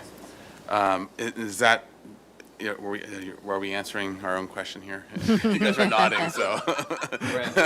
Interpreted correctly, yes. Okay. All right, Commissioner Butler, and then to Commissioner Drury. I only have 2 questions. Can we go to page 13, the interior rendering? Now, there's 2 columns there. Are those load-bearing columns, or are those required? Because you've heard all this comment about the interior, and I'm wondering, why are those there? Is that the situation? They're load-bearing, so they need to stay there? These columns are not load-bearing. They are a design element that intends to create a entry vestibule, if you will. Once the city or the theater opens the gates for film goers, the idea was to bring the marquee visually in at the ceiling level and to create an entry vestibule prior to circulating down into the space. Okay, So- I would consider, well, we're going into comments. So I'd ask another question as part of that. So in theory, if the concept wasn't to create the marquee space, but just make sure I'm understanding the structure and any other restrictions on this space, that ceiling could carry all the way through or not? Or is there any other structural or other implications about your wall line and aside from the aesthetics of changing vestibule spaces and marquee spaces, which I actually like, but I just want to make sure I'm understanding what any other design restrictions for those spaces based on structure. Existing photos or Because it just seems that if those were not there, suddenly it opens the space significantly. So Or that was does my that even question. work? I just want, Yeah. is there something mechanical or structural that's or required anything to else be there. that is determining those two ceilings or their heights? No, structurally, there is nothing that predicates those two columns being in that location. We would need to take a look if it was one continuous ceiling plane. We would need to take a look at how we would potentially hang a ceiling of that size at a uniform level across, because we are proposing a domed ceiling. But in terms of structural or mechanical implications. restraints there, okay. There Then my are no second- restraints. Our strategy here, again, was to really play with a little bit of the magic of what the movie-going experience is. And it is really about, a series of compressions, and then there's an expansion. You go through a portal into a special place, the world of movies. And so our interpretation of that was to create an opening, a welcoming opening at the street that's also a portal, that then once you circulate through, you experience this expansion of the special world of cinema. And so that is, that was the sort of design language that we were operating with. Okay, I appreciate it. My second question, and last of my question. So the font of the Fiesta 5 has always bothered me. That's a Is question? there other signage examples on State Street that match that font? Because the font, it looks to me, well, this is the question. Are you mimicking the same font with your signage that says Film Center and throughout the building that currently is this font of Fiesta 5? We are not using the Fiesta 5 font. We are employing the font De La Guerra, which we understand is a Santa Okay, Barbara good. standard font. Thank you. Okay. That's I my have one more valid question. Okay, well, how many invalid questions Go do you to, have? go to the paired floor plans again. I see in the existing floor plan, the one on the left, 6 risers. When I look at the floor plan on the right, I see 9 risers. What's the difference? So both of the floor planes, as you're coming in, are angled down towards that trench drain. So you're picking up some, in the original experience, you're dropping about 12 inches over that ramp. So it actually doesn't really meet code for that transition from the first stair to the second stair. So you're capturing that additional height with the sloping that gets you to the drain at the bottom. Because when I look at 9 risers going up, coming down, going up, that's a heck of a lot that's a lot to look at, and I'm tired and whatever, and You could take the ramp. Take the ramp. But I'm looking at the thing from the standpoint of, That's why they're making it. visual. I'm just saying, how does this simplify? How does this make visually look easier and better and more open and less conflicting? And that's my concern and my thought. If you were to visit the theater today, and you were to circulate down those stairs, that intermediate landing is not a welcoming place. It is not a place, firstly, it doesn't correspond to any kind of programming. So there's nothing to look at, there's no place to sit, there's no place of respite. It is really a transitional zone. In our interpretation of that zone was that if you don't need it, why have it? Why not instead invest that square footage to beautiful spaces that one wants to stay in? And we're giving some of that space to the street, and we're giving some of that space to the actual entrance to the theater. So our strategy was to create high quality, beautiful spaces instead of maintaining a kind of in-between transitional zone. Which is Mr. also Chair. not accessible. Right. Which is also not accessible. Commissioner Drury. So I have a question, comment, or I don't know, I won't even categorize it. So you're dividing up the space beyond our purview, not divide, I mean, no, I was wrong. wait a minute. Our purview. No, wait a minute, wait. Sorry. Please. Been thinking about this for a long time. A really long time. So, as I read the plans, and I'm not an architect, I'm just a painter, but I read the plans, so when you go beyond the doors, that ceiling gets much higher. Is that correct? In front of the concession stand, or the entrances to all the various theaters, is that correct? Because it looks to me like there's that ivory colored dome ceiling that goes down, and then doesn't it raise up? Isn't it higher? Can you go back to Go the, down. let's go back to the rendering just to Yeah. confirm Yeah. what everyone saw. I know. The inside ceiling. The overall. Yeah, let's look at, yeah, there we go. So why don't you hover the hand over the first ceiling, and are you saying to the transition from that ceiling with the lights to the next ceiling? So past, And then so we're looking in, right? now you get drawn down to that flat ceiling, right? Flat soffit. Yes, down. yes. It goes down. And beyond that, what happens? Once you go into the theater, is that what you're asking? That's what I'm asking. Okay. We don't care. Oh. Well, we Yeah. don't care That's the about- part we have no but I wanna purview know. over, but what, Decorative area. where is the roof of the ceiling of the theater? When you get past It is the same height as that red plane. Okay, so that's to answer your question, it stays at that same height past our purview. Okay, thank you. Okay, great. All right, so now let's roll into comments. So I want to just start out just as a general note for this, because before everyone gets into individual comments, I think that from understanding what you have spoken as well as looking at the plan, this is a really tough design challenge, right? You're starting off with the center line of the main entrance off the door. You really want that alignment, and you want the red carpet experience, and you want the sequence of spaces and at the same time, you also want this accessible pathway down in a very tight space to get everything to feel elegant and great.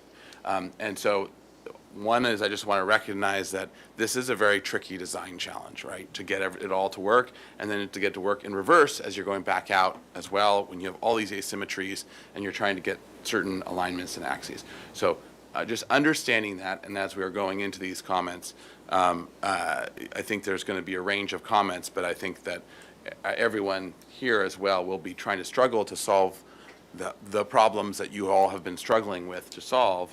And I just want to recognize that because I think that's an important part of this, because you might hear a wide range of, of ideas, right? So as we all try to throw in ideas for ways of solving it. At the same time, I also think that, knowing the commissioners, that we're very much appreciative of all the hard work you're doing to this. It is it's a terrible space as it is now, and parking structure, and you're trying to really make it into an incredible experience, which will be very much appreciated in the long run. So thank you for all the work you're doing, and we'll continue to do. And with that, I'll open it up for comments as we go down, and we can jump in and do it. But I think our goal is to give as good a comments as we can so that they can progress as quickly as possible. So all good ideas are welcome, but at the same time, understanding the challenges that multiple challenges that they're trying to address here. All right, so with that, who wants to kick us off? Commissioner Butler, all right. I don't usually go first. Yeah, I just have one. I would study the potential removal of those two columns on the inside. That's just one, that will open it up. So I would look at that. That's why I asked if it's structural, there's some requirement there. Because you're right, the ceiling comes, and it also pinchers in sort of the foot traffic flow. So anyway, my comment would be study the possible options to either remove or diminish those two columns. That's it. Okay. Commissioner Jordan? I have two comments, really. The first is a lament. Typefaces and lettering are very important in Santa Barbara, and I appreciate the very distinctive serifs of the existing type on the Fiesta Theater. I recognize that you're going with an accepted type, so it's a lament, and I recognize what you're doing, and I'm very supportive. Also because I'm very supportive of the project in general. So my second comment is the kind of comment that drives people who come before the HLC crazy, because I'm going to disagree with my colleague here. I understand and can appreciate the difficulties in this, and I also understand you're thinking about an entry sequence of moving through a portal, contraction, and expansion. I understand the desire to give a reference to a red carpet for somebody who's just coming in the middle of the year, not during the festival. And so I'm more supportive of what you showed me than some of my colleagues. That's my comment. Thank you. I'll take a stab at it, I guess, since we're moving from left to right. Yep. I don't have a problem with the columns. So I'll disagree with the first commissioner. Just wait to get to me. I'm going to say add more columns. You know, it adds as we said, it's a challenge. I mean, this is an extremely difficult challenge to solve. But I was imagining myself going to a film festival event in that space. And those who wear the VIP badge want to feel like they're special. Maybe they are and maybe they're not, but they want to feel like they're special anyway. And I thought that the left-hand side archway would make a perfect little portal to get the VIPs from the front door down to the entry door and let the general population clutter in the middle. And so that's my first comment. So I'm okay with the columns because it kind of sets the space up to herd the cows, if you will. The second one is I like this metaphor of the red carpet, but why couldn't it go from the door to the sidewalk? It stops. You don't even know it when you're entering the floor of the stairs, and then you see this red down. But there's no connection to it. So it would seem to me you'd want to go from the interior door to the exterior gate. Sure. If you could talk the city into it, take it to the sidewalk. That would be cool. I like that. That would be cool, wouldn't it? Well noted. I don't know. Anyway, I like the general approach. I like the colors and the materials that you presented. I think it will only get refined a little bit more. My suggestion for the 42-inch rail that segregates the ramp is to find a way to make it more transparent. Okay. Because it does just kind of feel, I think that's what Commissioner Ensberg was getting at. It just feels like it's a whack. And then my final one is you have a great opportunity in wrought iron to bring this film metaphor through it. So explore making your handrails a strip of film, that reinforces the metaphor that you're in a film center. Mm-hmm. Maybe even you squirrel the end so it looks like the film has been wrapped up on a spool or something. I don't know. Mm-hmm. It should be playful. That's what I got so far. Great. Thank you. All right, Commissioner Lenvick. Yeah, thank you. A number of comments, but I'll dwell on this entry first.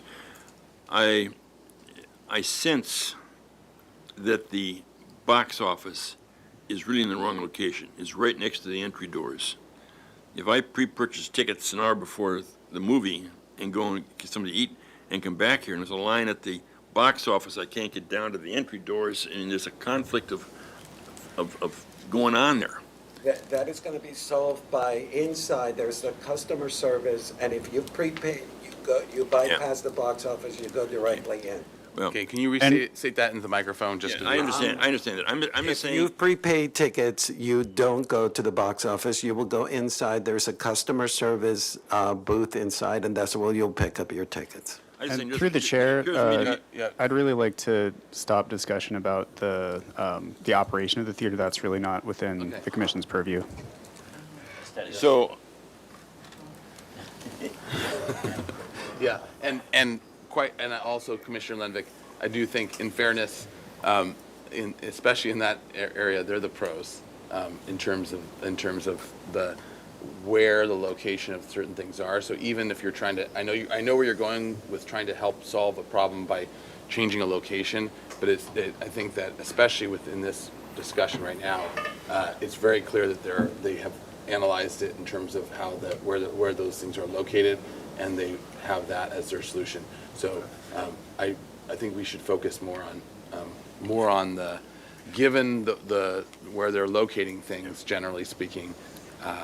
with regard to the the exterior, that corner of the building that you're hoping to deal with, I think you have a great opportunity there to really make that a interesting, that round column there, to get rid of the round column as a structural element and to visually do something there, which is, you know, holding up the building, hands, you know, I don't know what you might do, but make that really an interesting piece. Integrated telemon into the. Yeah. that's carrying the- the Make it an atmosphere interesting carrying. piece of Santa Barbara architecture at that point. And then I would say that the display cases appear to me to be relatively thin from the standpoint of the amount of depth to them, so on and so forth. And I think those display cases could be a little more ornate and projecting or project in or out or whatever. Could be more like a really enhanced picture frame or something. It's really got some substance to it. Those are my comments. Okay. Can you clarify if you're talking about the depth of those? Yeah, the depth, The scale of the box. the scale of the box, just what's going on there. Something that's not just, flat and planted on the wall, but just got some integrity to it. Yeah, the depth of the case Yeah, yeah. is dictated by ADA compliance, right? We can't come out more than 4 inches from the wall. Yeah. Are they inset at all? Yes, they are. Okay, and do you have that, do you have control on that as well? Like, obviously, you're not gonna go 10 feet in and Right. have your, but like, is that where you were discussing like heft? Yeah, I mean, 'cause how it do you- could how be do you a make that- heft of like a niche that has. Make that a piece of architecture as opposed to a display case. Now, it's like I say, it's kind of flat on the wall and it just maybe needs ornate trim or whatever. I don't know what you might come up with. Okay, Those are my comments. okay. Commissioner Drury. So I'll make it easy on myself. I agree with Commissioner Uli and Commissioner Dordan. I'm in support of the project. I think that you have some space requirements that you have to fiddle around with visually in the foyer, but otherwise I'm in support of the project. All right, Commissioner Ensberg. Thank you. And again, thank you this is such an important project for so many reasons. So, thank you so much. And we all recognize the existing condition. So you can go up from there. Can we look at just as I'm talking, I think it'll help back to that stair looking up. Okay. I think the good news is I think it's just mainly finishes. I don't see this as being a giant problem of the comments that we're giving. So that's the good news. And but I do feel like, when you go into like the Granada and when you go into like the Arlington, there's like this sense of drama when you go in there. It's not light, it's dark. And I know you're trying to, you go in, right now, you feel like you go into this like door and then it goes down into this dungeon type thing. It's just really, even though the colors in there are light. Right. So I feel like this needs more dark, more drama, I'll just say that. And I like the comments that were made about wrought iron. What are the things like in Santa Barbara that are just so classic Santa Barbara? So I think that the railing, I like, what Commissioner Uli suggested, something like that. I think the chandeliers also should be like much more heavy and wrought iron. I like the idea of the ceiling going all the way through, if that could happen, but I'm not saying you have to. I'm just saying that is, simplifying. Just get the most drama out of this space, both with the materials and the space itself. I feel that it would be, in this image we're looking at here, it just really, I wouldn't worry about that it's the alignment with the front door. I think the stair should just go all the way across. Because when you're coming in, you sense it, and I don't think that's just like we have to as architects all the time, you want everything to line up perfectly. Well, you have to have a sleight of hand a lot of times because you cannot make that happen. So I think would be better just to go all the way across, and then you have, equal, you've got the railings equal, it all starts balancing out. And I think also whatever the floor material should just go all the way across and then either do another material to make that red carpet thing. I love the idea of taking it out to the street or whatever, or actually just doing a real red carpet when that happens, you know, which maybe you are do anyway. Let's see. Also, I just really would have, I don't know, the colors, you know, this limitation of the red and the white, I just would urge you to go around and go look and go in the courthouse, go in the Arlington, go in the junior high, and look at all these amazing, you know, lot of colors. So I think that just a more Santa Barbara feel, so that when you walk in there, you really feel like you're an old Santa Barbara place. Let's see, what other little things do they have? And even like the ceiling, like a painted ceiling. Like when you're in the Arlington, you know, the ceiling with the little twinkle lights and all that. Just maybe something arty up there. And I agree about the font style. I think that's really, really important. And I have like these scribbles all over the place. I'm trying to see what I was trying to say. Oh, and the columns. The one thing that I think you could lose the columns, as I think several have said, but was that. This is what happens when you go first. Everyone. The thing, I could see those going away, but still keeping that element. Ceiling. But I also would urge you to look at, instead of having it look like it's just cut out by a cookie cutter, you know, it's just a straight edge, to mold it more or make it more, you know, more artistic, more old trade type of thing. And I think that's enough. But, I did have one other thing, is also into that wrought iron issue of the display cases, the sort of wagon wheel piece at the top. They look like they were, reel? yeah, okay, sorry. Well, see, I didn't get it. Maybe that should be black. I've been bothered by the white. Yeah. I feel like it should be backlit and that it should be black and maybe beefier. I think somebody else already said that too. And wrought iron, more of that, you know, these elements that we just love in Santa Barbara, just replace out basically. But I think you know, you've got the basic thing going here. It's just, you know, some finessing of that poetry part.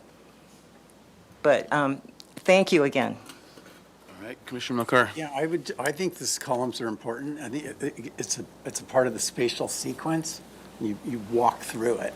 And that I really think that the handicap railing needs to go more transparent, as was said, because then the space just feels bigger or more contiguous. That's all. All right. Okay, I'll throw my Can comments. I do a couple of follow-up before you Sure, Vice jump Chair. in there?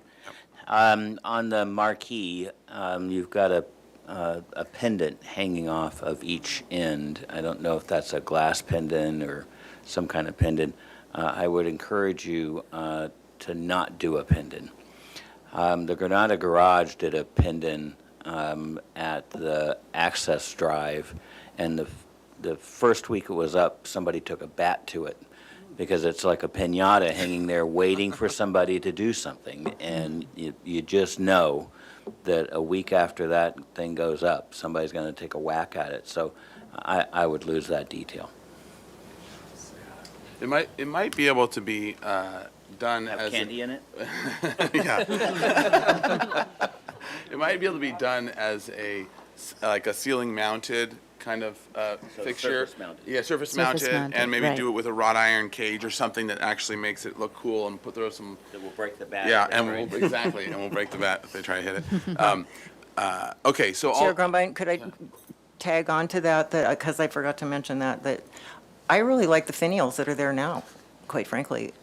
And I also I get it that you have to replace it because it's all falling apart, but there's something about that patina and how it feels and the old world part, so I guess I would like it to feel, even if it have to get redone, to have it feel more kind of like old.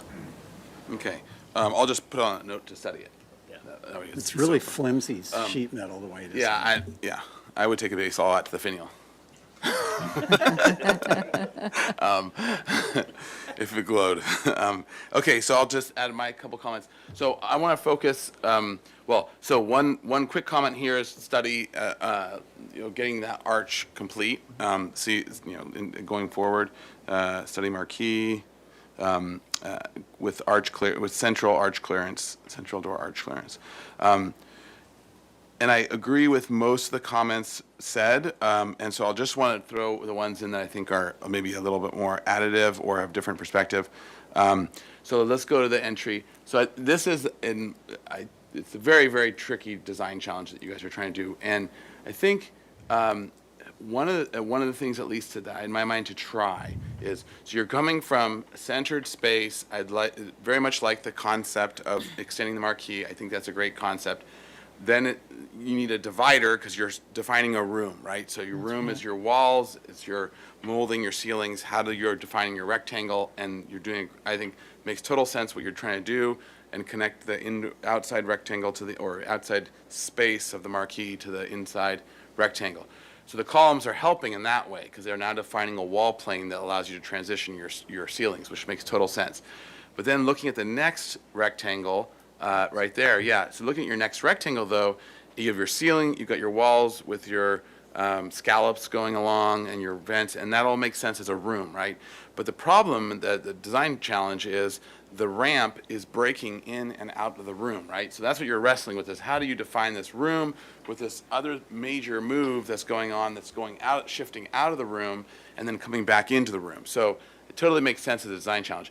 One thought I had was, what if this was a colonnade that you allowed your columns to then at least take the wall of your ramp and integrate it vertically up, and actually might be a very interesting and very cool experience of actually where, I could see my kids running along that colonnade just for the fun of running down the ramp and that experience.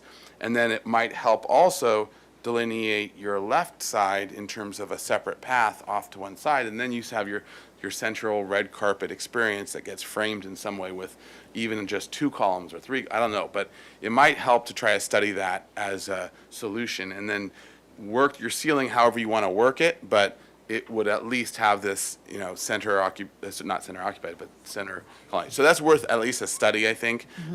Because I totally get what you're trying to do, and the challenge is trying to get that ramp to feel like it's not just taking a chunk of the space and then leaving, and so it's disjointed in that sense. But anyways, so that's the add more columns potential to try it out. So you have take away the columns, you have I like the columns, and you have add more columns. So good luck. You were serious when you said that. All framed under study it. Yeah, exactly, under study it. And it could be that the columns on the left are free to go all the way down and just be these extra tall columns as they go. It's an interesting design challenge as part of it. And it as well, it would also then talk to the railing and say, if that's a wrought iron interesting artwork design that's infilling the columns, then it might not have to be as strong a move, and it could just be sort of void space that you're seeing through as an artistic thing. So that might be and just more of a wrought tied to the wrought iron comments, and then as well. So anyways, those are some sort of my thoughts on this. I think this is the biggest, trickiest space that still needs to be figured out or refined to the point where it's the best it can be. And then I think the hang up from the other side when you're walking out is, and if you can go to the other image, This one? yeah, that one, then I think that other challenge might be if you do have a colonnade coming down and you can then separate your materials, okay, then I think the other big challenge is try to get that railing now, which is off-center from this side and from the other side too, like in each way I can see how you're trying to meet code and have clearance. And I don't know what that solution might be, but I don't know that this, might be to have to, set the railing in the center to get it to work from this side. So anyways, I studied that as well. I understand your railing dilemma as part of this challenge, and to meet code and to also meet axes or not. And so anyways, that's. Can I address that for a minute? We did actually initially study placing a vertical, sort of a wall or a colonnade element at the edge of that ramp. What that did was further compress that entry space. So it not only initiates kind of an asymmetrical, a more sort of visually striking asymmetrical condition from the street. If you imagine that the plane that's currently the perforated decorative railing, if that were a wall element, then that you're essentially segregating the ramp space from the stair space. So our intention by creating that overlap was to create a more unified experience, guest experience, whether you're using the ramp or you're using the stairs, because you're circulating, at least initially, you're circulating under the same dome. Also, you create an asymmetrical condition with respect to the entry gate, which then, kind of becomes a juggling act in terms of where do you keep your railings and. Can you go to the plan? 'Cause I'm not sure that I'm following that. So if you had a colonnade line that was on where the bronze right there. Yes. Is slightly asymmetrical to if you did another one on where the other railing is right there. Wouldn't that be symmetrical? That would be symmetrical, but you would need an intermediate rail at that point. Yeah, and so I think even an intermediate rail centered, while it's not ideal, having a center, put a pot in front of it or something. Solve it with landscape to make everyone go around. But I understand that challenge of whether you have a clear center axis, but architecturally I don't know that that creating a different and potentially even cooler experience down a ramp is necessarily a bad thing as a condition. And I think that maybe you did study it and maybe it doesn't work, but it seems like with a couple of columns, it might actually, on both sides, actually make for, like the courthouse has some incredible, colonnaded winding spaces that are actually cooler because they're this like, I'm partially in and I'm partially out, that might actually make that, yes, it's a different experience, but it's, in a lot of ways, I think, my kids would run down there first before they would go to down the boring stairs, which, yeah. So you may have already studied it, and there might be nothing there, but it does still seem and potentially with a different ceiling in the second space, it does still seem like there could be something there that actually might work. And don't think you need a whole wall. I think you can end your wall at your ramp height. Or at the floor, basically, of the first entry point, and then just rise your columns from that top of that wall. At least I think it's worth a study in my mind. Yes. And you might go a different direction and take out columns altogether and try a different approach. But I think that seems to be the struggle. Okay, so those are my comments. So let me try to summarize the main comments. So first, we want to thank you all for your taking on this very, very tough design challenge and doing a really good job so far at it and sort of wrestling with it. So we thank you, and we thank your team for bringing forward a project that we know will be a really wonderful addition to the city. And so we're very encouraging as we go forward, and we want to make these comments as helpful as possible, and look forward to seeing you return. So let's go through them. So one is study removal of the columns at the entry, and study adding columns and studying keeping the columns, and recognizing that the space transition is probably the biggest design challenge. Is the space transition from that the main entry lobby down to the next level. So, all right. For the lettering, we're very supportive of the lettering that as you have chosen and the direction you're going with it. And so we're very supportive and understand that's important. The concept of the red carpet. I would just add to that I think there was one commissioner who didn't like the font. But he's not here right now, so he can't say anything. But he was supportive still of the font, but he did like the other font even better before. But now he's back, so we'll keep moving. All right, so we talked about the font. You were supportive of the direction they were going, but you were still lamenting. Yeah, see, so it wasn't so bad. Yeah. Okay. The red concept of the red carpet, we're very supportive of, with the suggestion of continuing it up to the main level, and even with the city's support, extending to the sidewalk. So if there's some way that can happen, we would be very supportive of that, and we like the direction it's going, while also understanding the design challenges it creates as the lower levels. Okay, so the ramp, the comments on were in general felt it was too solid, and to look at opening it up in various ways, and suggestions of wrought iron or other ways of making it more transparent would be sort of the general direction to study that as you're going forward. The handrails, the suggestion was to incorporate some artistic version of the film, of a film as part of it, or explore additional options as opposed to just a simple brass. And wrought iron. And especially in the wrought iron mode would be the suggestion.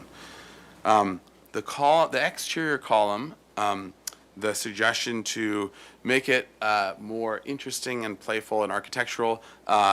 And you were kind of going in one mode. I thought of it, and I didn't mention it in my point, but I'll just add it. Looking at the libero and its kiosk outside might be a way of inspiring. Might be one of the things you were looking at. But integrating some wrought iron might be a way, or integrating some other architectural way of dressing up that column, I think would be good. There's also one at Marjorie Luke. Oh yeah, yep, that's a good point. And not necessarily tied to the base. I understand where you're tying it to the base of the building, but it might just be its own thing, and not necessarily need to have the same thing wrap the base. All right. The picture frames on the exterior, the verbiage for it, what are you calling those? Poster cases. Poster cases, yeah. To make them more robust, perhaps in wrought iron, and make them stronger pieces, and integrate the whole as you're going through it. I did have a question. Was there a reason the center division, was that just for proportions in terms of fitting two posters, or having that on the right-hand side? There's a bar on the right-hand one. Those are two separate poster cases Gotcha. that are and they're joined. proportioned to that size. That's okay, right. Gotcha. Okay, that makes sense. And the integration of the film reel is clever and very much supported. And maybe this becomes a wrought iron version of it as well, as per the inside, and is appreciated. That's the corner pendants for the what's it called? Marquee. Suggestion was to change them from a hanging fixture to either a surface-mounted fixture with maybe wrought iron protection of some sort, or some other decorative element, especially due to the potential damaged nature of them. So look at that, study that.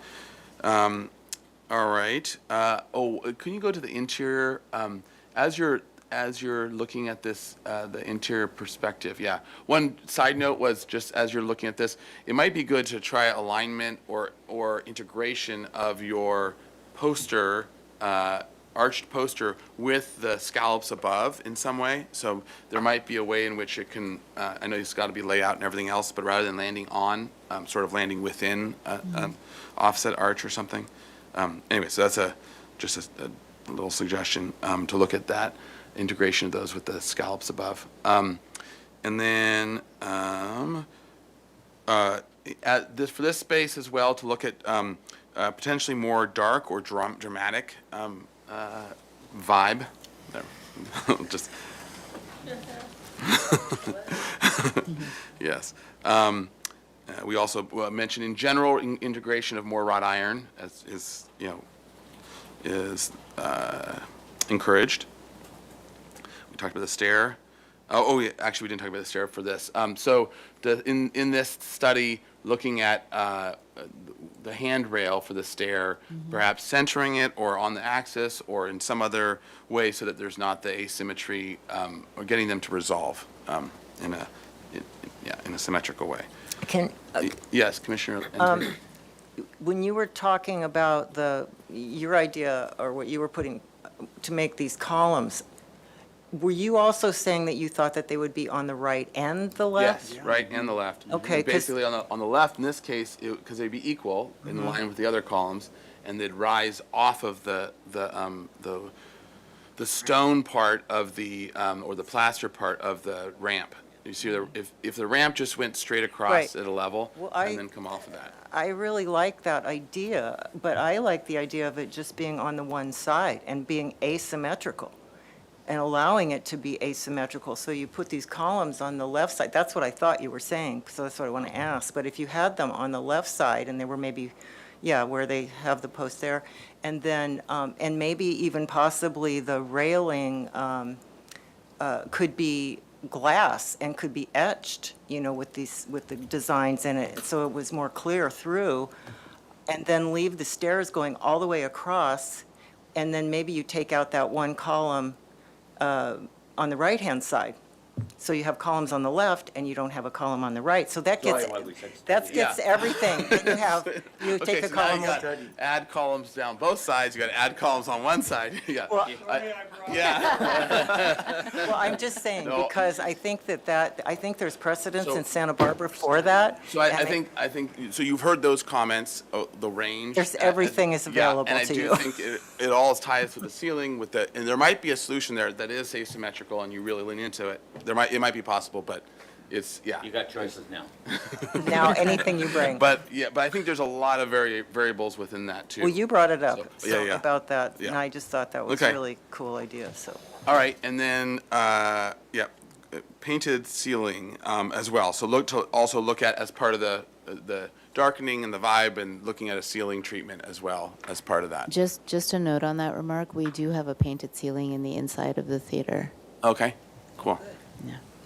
All right, great, maybe something to play with. All right, and did we talk about the film reel motif to integrate film reel?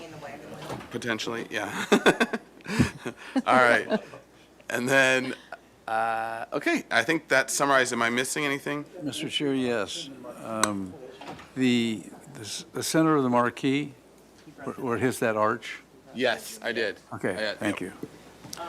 Also, we didn't mention, but I want to acknowledge you and say yes. Is your mic on? About the posters that were just, very casual, and I really like that idea. So I wanted to just mention Oh, that. you mean around the column? Around the column, and I do like, of course, doing it like the Marjorie Luke or something, using the LeBaron. But I liked what you said about it, that it would be like, Some little thing. yeah. And then, and just also, just to be, I would like to be sure this is in there, that the red carpet idea, I believe that the red carpet should go all the way across. I'm having a problem with this white side and the red So side. I don't want to give that direction because depending on if they do columns or columns on both sides or other things, it might be that it might not want to go all the way Right. across. So I think Just that, to be clear that it's, we're talking about, that is a red carpet in color, and then there's the whole concept of a red carpet, which is where the stars walk down in their gorgeous dresses, so those are two different things. So I know you're trying to invoke that idea. Yes. And I just want it to be clear, we've got a floor finish, and then we have a function of red carpet walk. So I just wanted to leave that, have to okay. be clear And that we're not to giving a. continue to look at the red carpet design depending on Yes. the rest of the architecture design. Thank you. Okay. Mr. Chair? Yes, Commissioner Drury. So are you suggesting that realigning the rails will take that one that's not in the middle you got two equal sides, and would you think about moving it to the middle, breaking up? Only because basically the code will require another rail Yeah, okay. somewhere within there. So Okay. rather than doing offset, it might work better. I hate having a rail in the center as a general rule, but if it only works there, because you couldn't put another one, that would just be really Right, awkward and right, tight. okay, thank So you. that's where I was thinking, then maybe you have to do something, and I was using landscape architecture as a backup to hide bad architecture. So, Does this take a motion? I think we're good. Anything else before we go? And otherwise, it's a motion, and I think we can go. So, all right. Commissioner let's go. Uli, through the chair, Yeah. yes, this does take a motion. On that note, staff's preference would be an indefinite continuance with the idea that we'd work with the applicant to get back as soon as you can. On the next available agenda, we have a spot saved on the May 21st agenda, but an indefinite continuance would just give everybody the most flexibility. I'll make a So motion for moved. indefinite continuance with those comments. I'll second. All right, got Commissioner Jordan seconding it. Beat you to it, Commissioner Jordan. All right, we have a motion and a second. Any other further discussion? Everything clear from our end? Okay. Clear as mud. Clear as columns. All right, let's have a roll call vote. Thank you, Chair Grumbine. Commissioner Lundvik, Yes. Commissioner McClure, Yes. Commissioner Jordan, Yes. Commissioner Drury, Yes. Commissioner Ensberg, Yes. Commissioner Butler, Yes. Vice Chair Uli, Yes. and Chair Grumbine. Aye. Motion passes. Thank you. All right, thank you. Thank you very much. Good luck with it. I know, My gosh, I was joking about it. About it not going. Shouldn't joke about this. We don't need to undo anything there. This stays here. Yeah. Oh, now you talk to you about it. no. Oh, great.